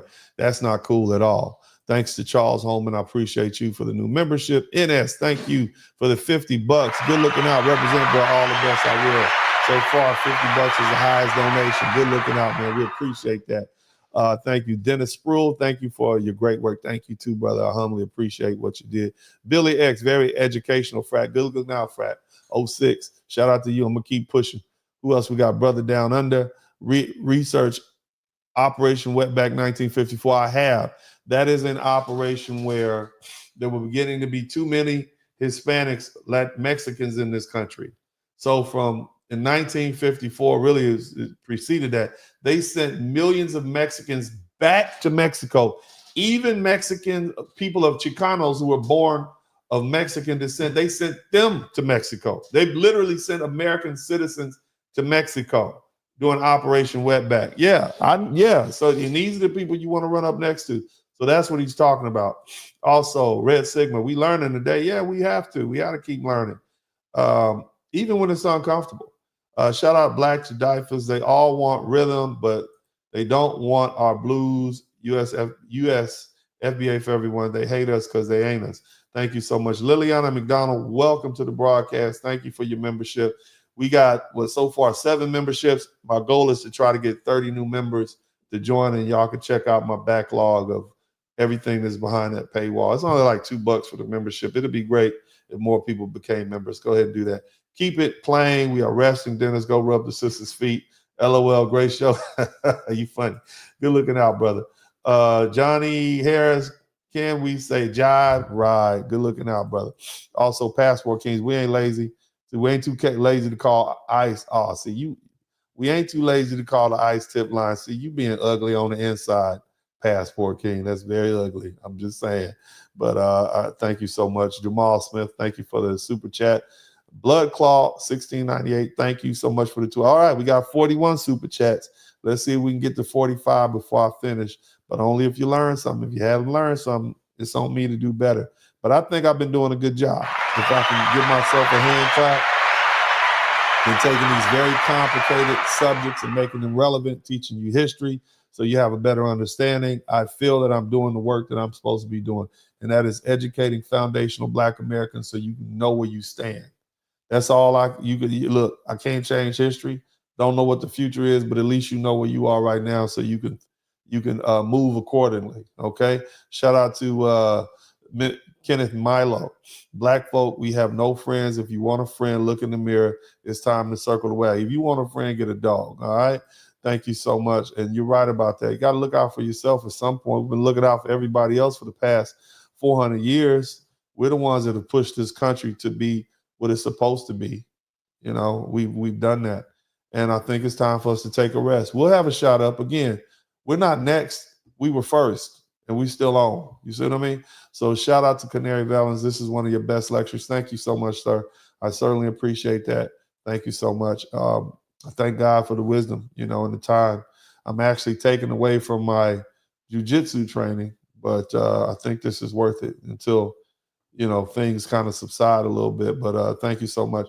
Very little for tonight's much needed history lesson. Thank you so much, fam. I appreciate that. Chad Smith, thank you for the super sticker. Calvin MCA, those new arrivals come with that same alleged superior. Yeah, they do. They get it from their countries. Oh man, we got 44 super chats. We get one more. That'll give us 45. That'll be live. Good looking out. The Monte Green Beans, I'm over here rolling stuff. I will not stop. I'm going to continue. Okay. Jaja Mai, thank you for the $4.99 super sticker. Thank you so much. I appreciate you, my love. Good looking out. Dre Harden, Bro, Dennis ain't using theories. He got the history behind it. Can't disagree with proof and receipts. Yeah, we've always heard that black or white people, Hispanic people wanted to be categorized as white.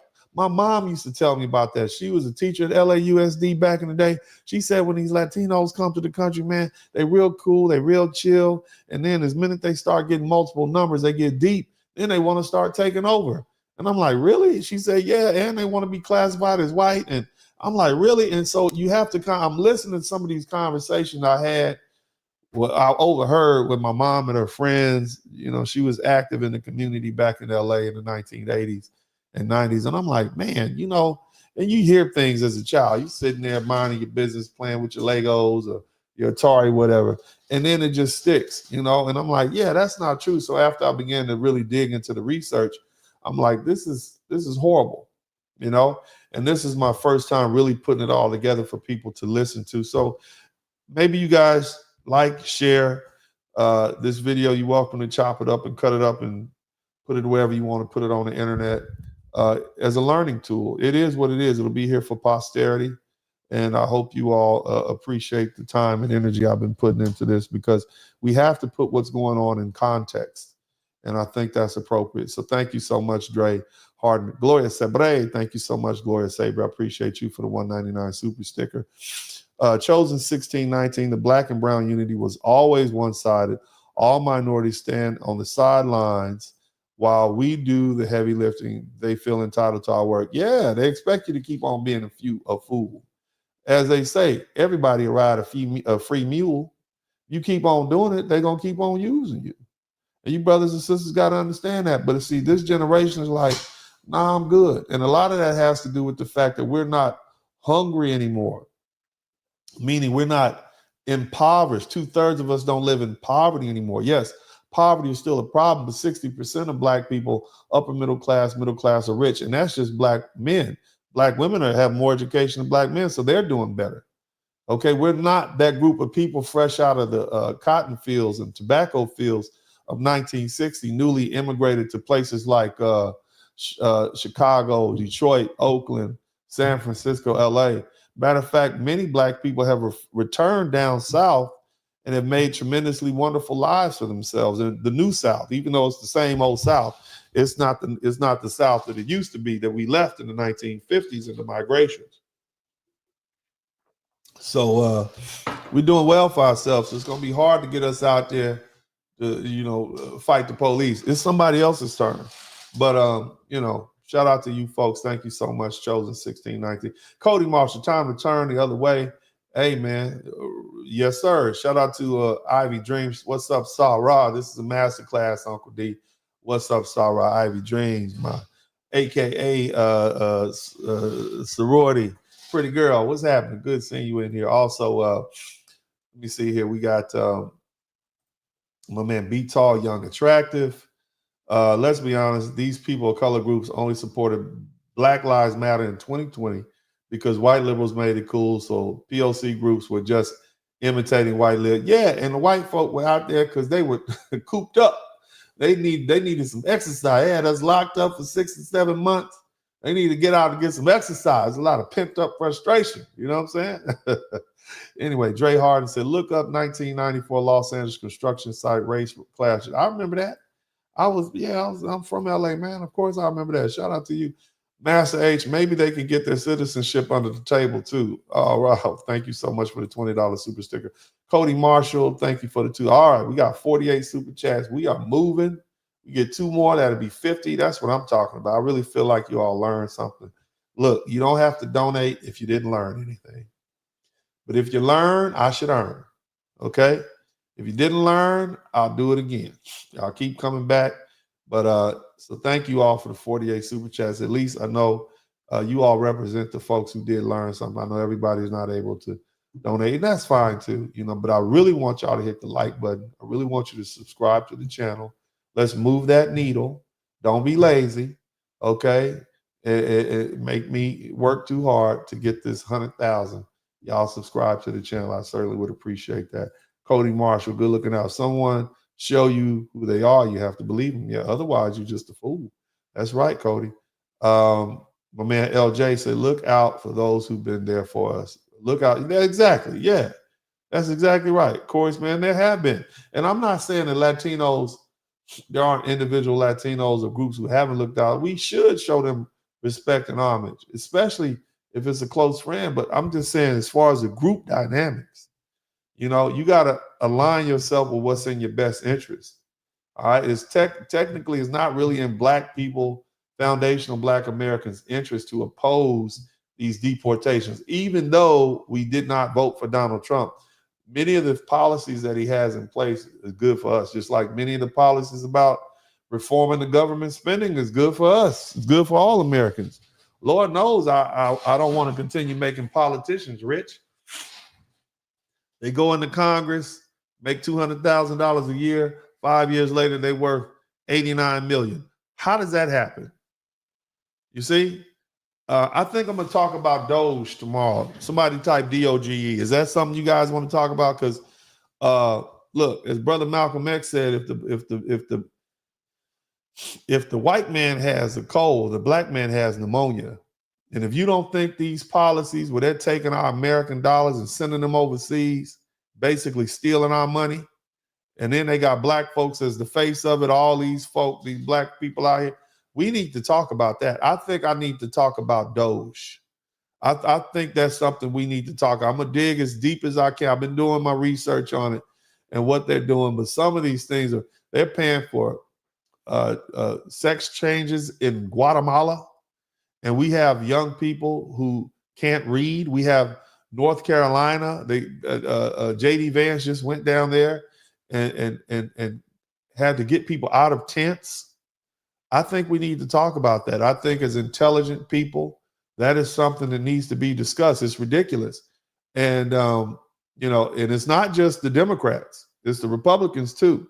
A lot of these people go to Washington to get rich, not to create policies, not to help the American citizens. They see it as a money-making scheme. They have no talent other than to convince people that they should be elected. Okay? Right? Yeah, somebody said they're paying money to inject dogs with that cocaine. You understand what I'm saying? So we probably need to talk about it. I think I might, if I don't talk about it, I might talk about it tomorrow. I think that's important. And I think you all should be educated on that. So I'll spend some time discussing that tomorrow, and we'll try to get down to it. And what I'll do is I'll attack it from whether or not it's legal or not. I think it is. We'll have an in-depth discussion about basically we're gonna have government class tomorrow. So y'all come in here tomorrow and we're gonna have government class. That's what we're gonna do. All right, hit the number 1 button for the dogs. All right, y'all see you tomorrow. Make sure you show up. We got 52 super chats, man. We almost finished with the Bible. We can get 55. That'll be awesome. Thank you so much for everybody. Let me see here. This learned behavior from Spaniards who are inherently racist. Let me tell you something, man. I want you to understand something. So the Moors, because I wanted to talk about this, but I didn't want this to be protracted. The Moors invaded Spain. Are you guys aware of that? The Iber Peninsula. The Moors were North African. They were Arab. They were Black Africans. They invaded Spain. They invaded the Iber Peninsula. Spain and Portugal are right there on that little booty tip of Europe. Okay, shout out to Perfect Square. They were there for 800 years. You wonder why? And they also invaded Sicily too. That's why those Sicilians, olive colored. Okay, the Spanish, olive colored. They helped advance their civilization. They literally they had to teach Europeans that washing their bodies was not a bad thing, because European culture at the time, they thought washing yourself, oh my God, that's a horrible thing to do. Look it up. Look it up. You got to look it up. Taking bath, there was one, he took 1 bath or 2 baths his whole life. Okay. And so the Moors came in and said, no, that's nasty. They literally came in there scrubbing people down. Okay. They literally, but after about 800 years, the Europeans who are there, we got to get these folk up out of here. We got to get out of here. So they ran them out of there. It was largely based on racial. Okay. So when you think about it, the same Spanish, we always blame Great Britain. We blame the British for being racist. But the British, they used to beat the Irish up. They used to beat up the Scottish. But at the end of the day, they were all white. All right. The Vikings used to come down and beat everybody up, but they were all white. They didn't have the racism that Spain had. Spain was the one that exported racism all around the world.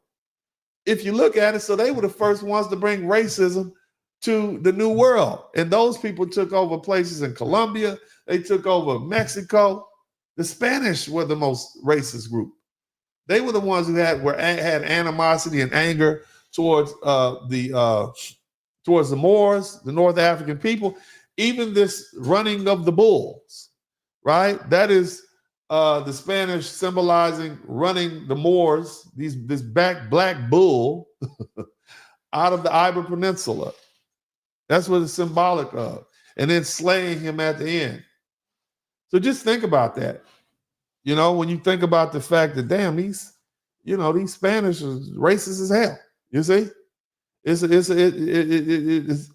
get mad at the British. We get mad at folk in the UK. Those British, they were good at it. The British, they had to fight. They were fighters.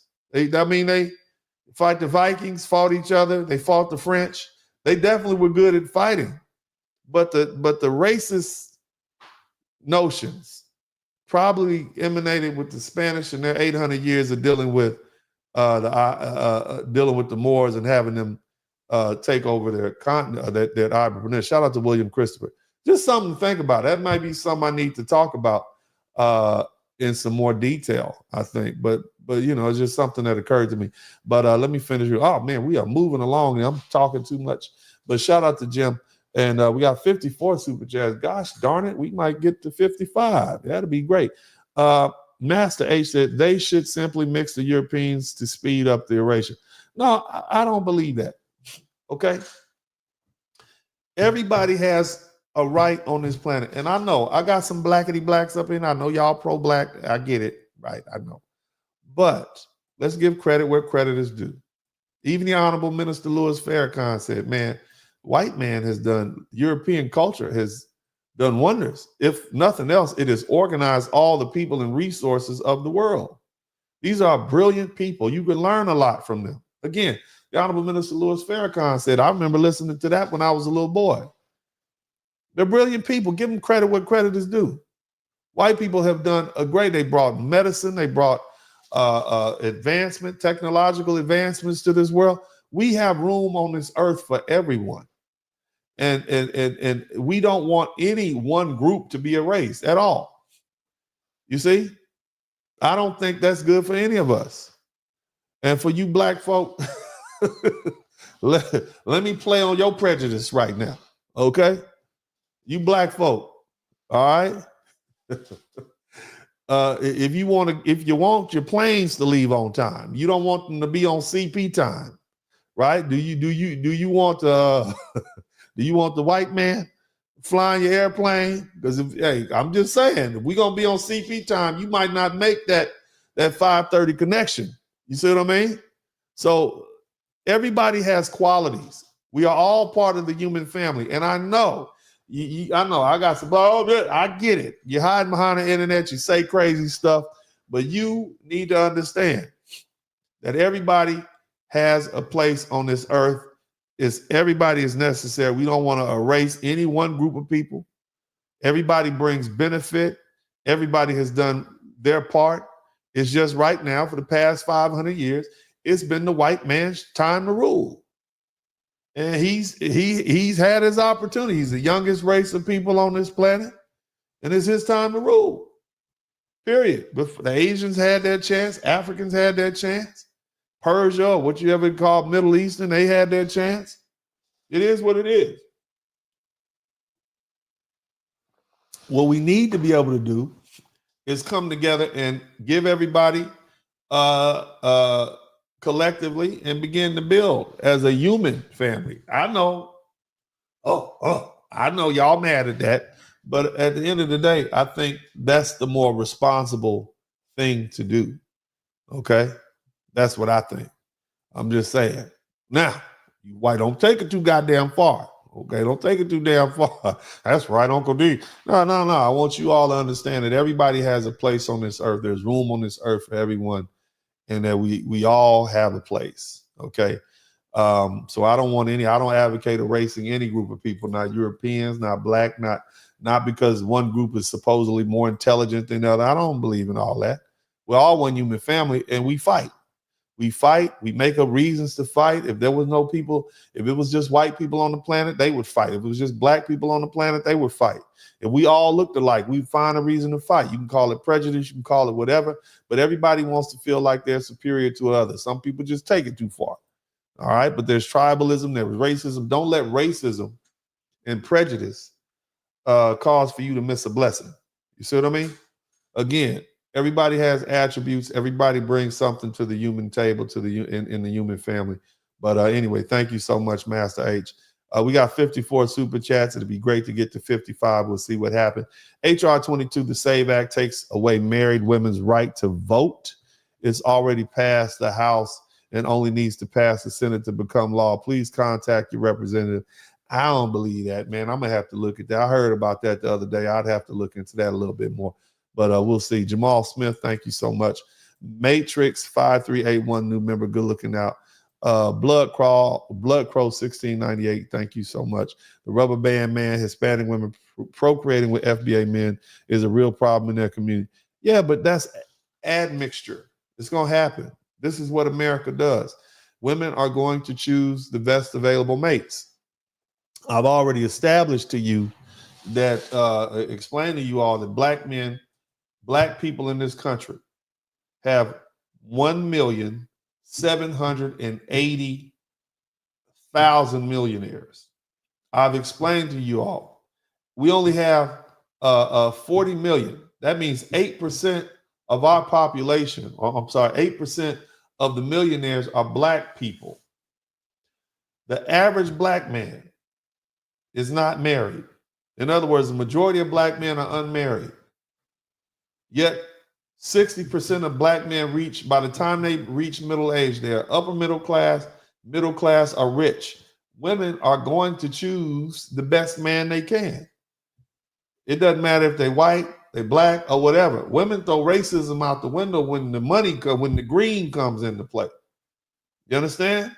So of course you're going to have a lot of Hispanic women procreating and marrying and dating black men because they're suitable, they're eligible, they have money. And it is what it is. That's what women do, period. So you got to expect that to happen. And yes, that's going to also create some racial animosity. But nevertheless, within that culture, they have that better the race. But see, that mejor la raza goes out the window when he got la verde. He got that green, el presidentes. You see? So, and I'm sure it's probably creates the same racial animosity when white women marry black men, or when it's vice versa. It is what it is. It's just competition for resources, spouses, etc. Shout out to Bobby Williams. Thank you so much for the good knowledge and information. Alex Leah, good looking out. Been following you since the Godfather KS. Keep doing God's work. I will, man. Thank you so much. Perfect Square 357, good looking out for the 499. Boris Betacuda, thank you so much. Perfect Square, Hootsie, good looking out. Let me see here. I want to see that purple belt around your waist, so keep rolling, Professor. And I'm working on it, man. Golly. Ooh, jiu-jitsu is, it makes you feel old. I've been beat up. Golly. But either way, we got 55 super. Y'all try to get me to 60 before I finish this broadcast. That'd be great. That's 5 more. I got to get some more water. Thank you, Perfect Square. William Christopher, thank you for being a new member. And Perfect Square, thank you for the 357. All right. Yeah. Yes, Lord. Shout out to everybody in the chat room. Look at here. Look at here. We got 55 super chats. I appreciate you guys. I'm humbly appreciative of that. That lets me know you all have learned something. I certainly do appreciate all of that, man. That is wonderful. Your hard-earned money. I spend a lot of time working this stuff out. Let me make sure I got all my Mr. LaShawn, thank you so much. And Mr. Coley, thank you too for the last minute cash apps. Look, fam, we've walked through history today, okay? We've torn apart some lies. We've torn apart some distortions and this whole revisionist narrative that that's been forced upon us to make us believe that the black and brown have always been united in the struggle, right? We've done that. We've exposed the truth, okay? Black people do not owe any gratitude or solidarity or support, especially not to those who turn their backs on us when we needed allies the most. Now let's bring this conversation to the present. Let's talk about the lessons that we have to use to carry forward, okay? Black Americans are the true foundational Americans. Let's be absolutely clear about that. Black Americans are the foundation of this country. I didn't say it. Donald Trump just said it the other day. We built the foundation of this country. We are the foundation of this country. Yeah, there was a land that existed, but it wasn't the nation called the United States of America. It was our ancestors that built America, brick by brick. And if you really want to look at it, law by law, and we got that, battle by battle, from 1619. I mean, we predated 1619. Okay? We were here before that. But in 1619 is when they start bringing enslaved Africans. They arrived in Virginia. And from that moment on, it was black labor that became the economic engine of the United States. The plantation economy, whether we talk about cotton, tobacco, sugar, the crops that built America into a global superpower were grown by the hands, by our hands, by our blood, by our forced labor. Wall Street, the very heart of American capitalism, it began as an auction site. Y'all didn't know that, all my New Yorkers. Did you know that? You learned something. Wall Street was an auction site where they were buying and selling black bodies, men, women, and children. It fueled the economy. And that still profits off of our oppression. The very White House that our current president sits in right now. Did you know that enslaved Africans, black people built that? An architect named Benjamin Banneker, a black man, designed it. But it was our suffering, our sweat, our forced labor that laid the foundation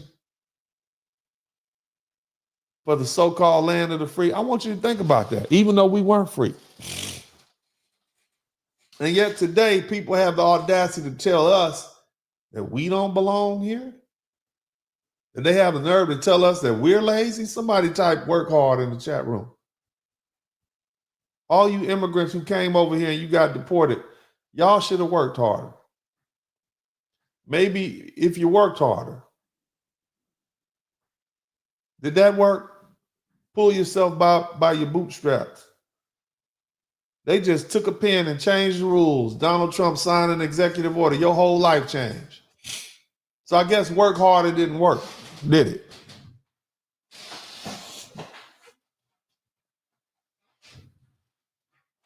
They treat us like we're minorities and we're outsiders and we should go back to Africa. No. We're not guests in this country. We're not outsiders. We are Americans. And I would argue that we are the most Americans of all the Americans. Because we fought and died in every war when we didn't have to. We sacrificed greatly to make this country great. And I want every black person in this chat room, you embrace your American nationality. We have helped make the greatest country that has ever existed on this planet, the greatest nation that have ever existed. You got people literally dying to try to get here. And we don't truly appreciate what our ancestors did and the sacrifice they made. They could have went back. They could have fled. Soon as the Civil War was over, they gave us the opportunity to go back to Africa or go down to Brazil. Lincoln was negotiating that deal with Frederick Douglass. And he was like, nah, we're going to stay here because we don't flee, we fight. We don't flee, we fight. And that's the difference between foundational Black Americans and every other immigrant that came to this country. We didn't flee, we fought, and you have reaped the benefit of our fight. Shout out to Calvin MCA. Welcome to the membership. Now, again, we've been sold this narrative, this false narrative that Black and brown people have always fought together against oppression like they've been here since 1619. The truth is they just showed up. All right. Now, again, we are natural allies. We could be, in that we share very similar struggles. But see, history tells us a different story. Mexican Americans and other Latinos, they didn't march with us in the civil rights movement. They were not there in Selma, in Montgomery, or in Greensboro, in the trenches with Medgar Evers, or Brother El Haj El Malik El Shabazz, also known as Brother Malcolm X. They weren't there with Dr. Reverend Martin Luther King Jr. No, instead of fighting alongside us, they fought to be white. They spent money fighting cases. They spent their intelligentsia, their lawyers and folks put their time petitioning America's courts to ensure that they were legally classified as Caucasian. Even though in reality they look just as brown as they do now, they wanted to distance themselves from the Blackness that we had at every opportunity. Even in the case that I mentioned, Mendez versus Westminster, that case that desegregated schools for Mexican Americans, that wasn't a case about racial justice. The school system was trying to design a special school for Mexicans. You already got a school for Blacks. You got a school for whites. And they were saying, well, we're going to put you Mexicans over here in your own Mexican schools. And the Mexicans said, no. He said, well, we'll put you with the Blacks. No. We're white. We want to be with the whites. And they fought that case. And they were recognized as white. And so they were then able to integrate back into the white school that they had been in before, even the ones that are darker and brown. But under no circumstances they want to be forced to attend school with Black people. That's in 1957. That's that case. They didn't fight to end segregation. They fought to escape it. And so today you have some Latinos beginning to embrace their indigenous roots, and I salute you all. You waking up. Shout out to all the indigenous Latinos, all the people who are shedding these racist Spanish roots and begin to embrace their indigenous roots and get in touch with their language and their true language and who they are. Shout out to all you. You waking up. You waking up to the reality of what's happened.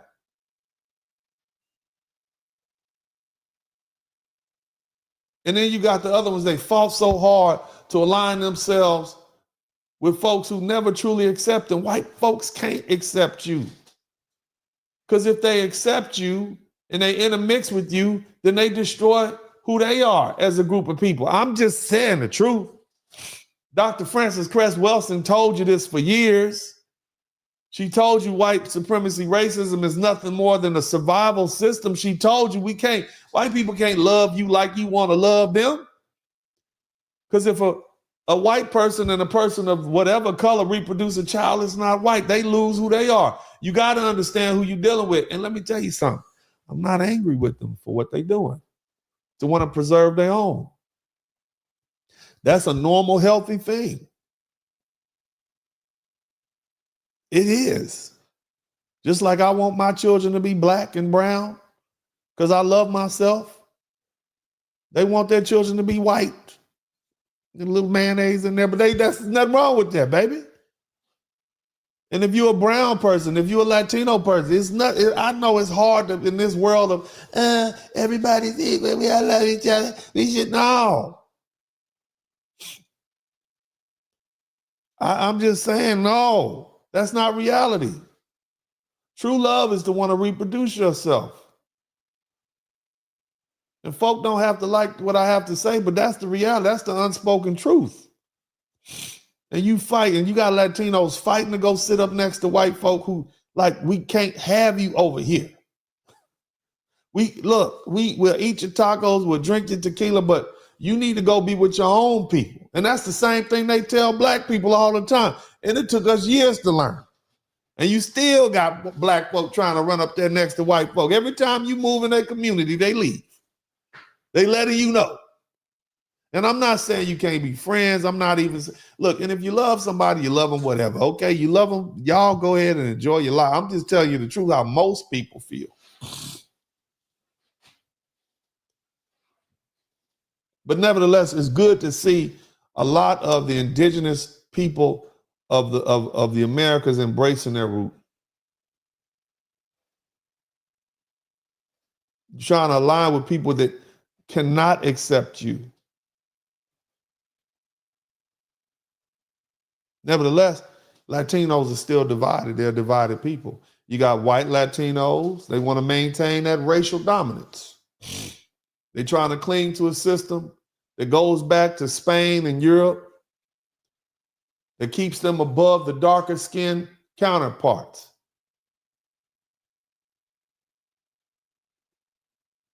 Afro-Latinos and indigenous Latinos, they're just now beginning to challenge that very system that has oppressed them for centuries.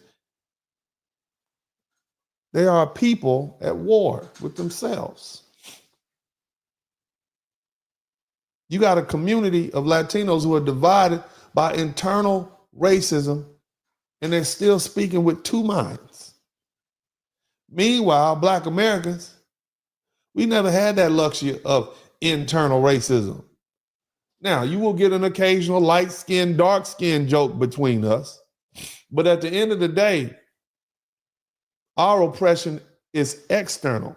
It came from white supremacy. It came from Jim Crow. It came from segregation. It came from mass incarceration. It came from redlining.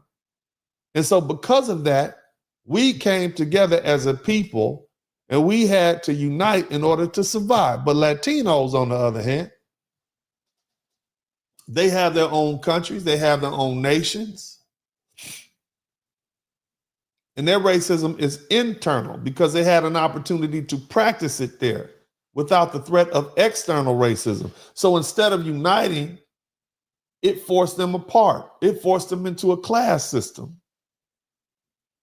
And until they confront their own internal contradictions, they cannot and will not be a sustained, they can't be in a sustained alliance with Black people, especially because the focus of their racism is anti-Black racism. Not anti-Asian, not anti-Arab, but anti-Black. So how can we align with them? Now, that being the case, Black people don't owe Latinos anything. We don't owe them nothing because they fight to be white, number one. Number two, we've been fighting for them. Whatever debt we owe them for letting those 3,000 to 5,000 people come to Mexico, that debt's been paid off in spades.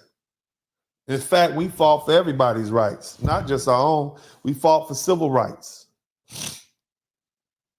We fought for voting rights. We fought for having housing and education, equal protection under the law. These people wouldn't even be able to send their kids to school without us.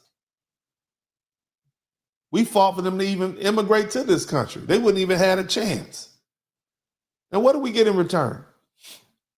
Largely, we got silence. Mostly, we got betrayal. Or worse, we got competition for the very rights we bled for. You got Black men who can't find a job because all the jobs are being sucked up by people who will work for cheap or free. And that's why the primary beneficiary of deporting illegal immigrants are Black men, immigrants in general. So let's make this clear. We don't owe anyone anything. We don't owe them solidarity, especially when they have never given us anything. We don't owe anyone a place at the table when they've never built the table with us. We don't owe anything, especially those who turn their backs on us when we needed them the most.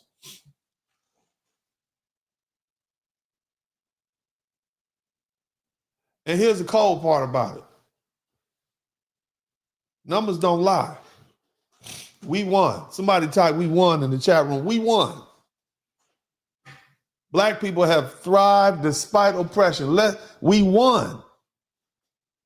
We got 44 million Black Americans in this country. That's only 13% of the U.S. population. Yet we got 8% of the country's millionaires.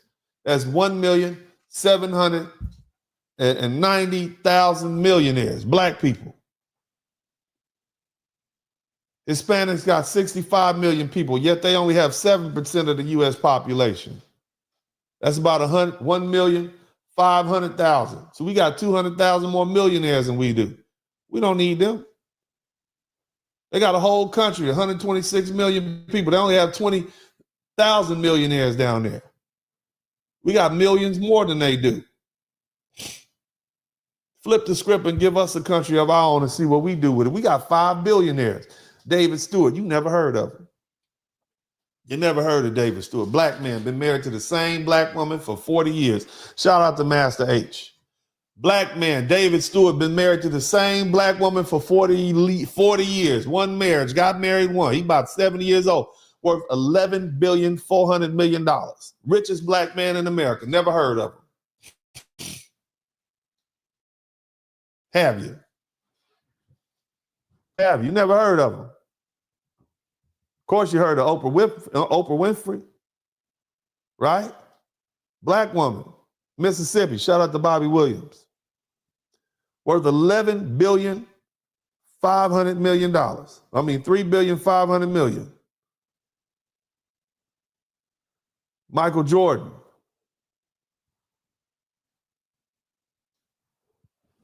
Worth $2 billion. Robert Smith, worth $9 billion.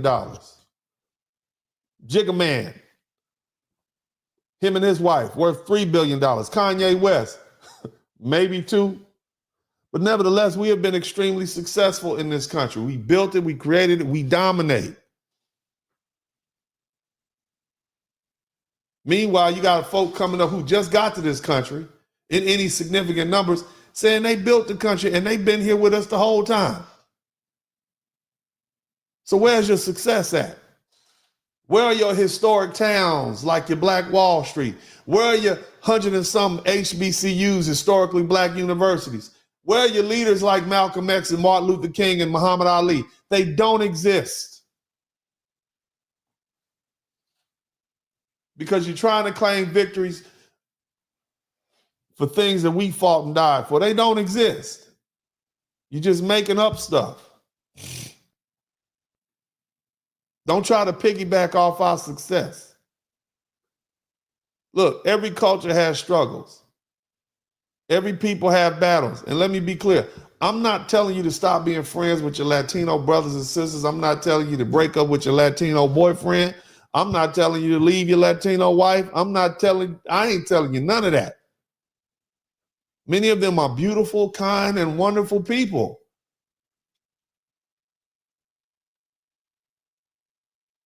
And you shouldn't judge them by the history of their culture. But when it comes to group dynamics, when we talk about foundational Black Americans, as opposed to immigrants from Colombia or Haiti or Nigeria or Uganda, we got to talk about the groups. And the question is, what have you done for me lately? What have you done for me at all? I'm not talking about your individual relationships and your friends with the folk that you love. Don't say Uncle D didn't tell you to leave your man, okay? Baby girl, I did not tell you to leave your boyfriend, all right? Because I didn't say that. Shout out to Cody Mott. That is not what I said. I'm saying when it comes to racial justice, when it comes to aligning movements, we need to keep it all the way 100%. Until Latinos reckon, and this is all of them across the board, until you reckon with your own internal racism and your own internal bigotry towards your own Latino people within your own culture, you will always speak with two minds. You will always be a divided people. You will have 60% voting for Donald Trump and 40% voting against Donald Trump. You're going to be torn between climbing the ladder of white supremacy and embracing your indigenous and African roots. And until you settle that battle within yourselves, you can never be true allies to black people or yourself. Because if they had their way, if they could reclaim racial dominance in this country, they would do to us exactly what white supremacists have done to us for the past 5 centuries. You would be calling us lazy. You would be trying to put us out of work. You'd be trying to run us out of our neighborhoods. You'd be putting bombs in our community. You would do the same thing to the group of people, the black people who built this nation, the black people who fought for the very same freedoms that you enjoy, the black people who suffered the most, and the black people who have risen the highest under any minority group. So we don't owe anybody nothing. They never were there for us. The Asians weren't there for us in any given numbers. Latinos, nobody was there for us. Our own African brothers and sisters and Caribbean brothers and sisters wasn't there for us in any numbers. So we don't owe them anything. And they don't get to claim our victories. We won our battles. We changed history. And we will not be erased. This is Uncle D. I love you all. God bless y'all. I appreciate everybody who came through. We got 59 super chats. We almost got 60. That'll be nifty. I feel like I've done my job. I sure have. Did y'all learn something today? Huh? Did I have I left YouTube smoking hot? Huh? If somebody typed smoking hot in the chat room, have I left YouTube so much for unity, right? Well, we can't have unity without truth. All right? That's all I'm saying. Either way, I love you guys. God bless y'all. I appreciate everybody from the bottom of my heart. All praises go to the Most High. Thank you so much for coming. Appreciate y'all. God bless you. And this is Uncle D. And as I always say, I'm out. Dennis Spurling. In the city where the lights don't sleep, Uncle D got the vibe so deep. Representing men strong and free. Dennis Spurling's the king of the spree. In the streets where the rhythm flows, black men rising, that's how it goes. Uncle D got the truth to show. In his heart, that's where the fire glows.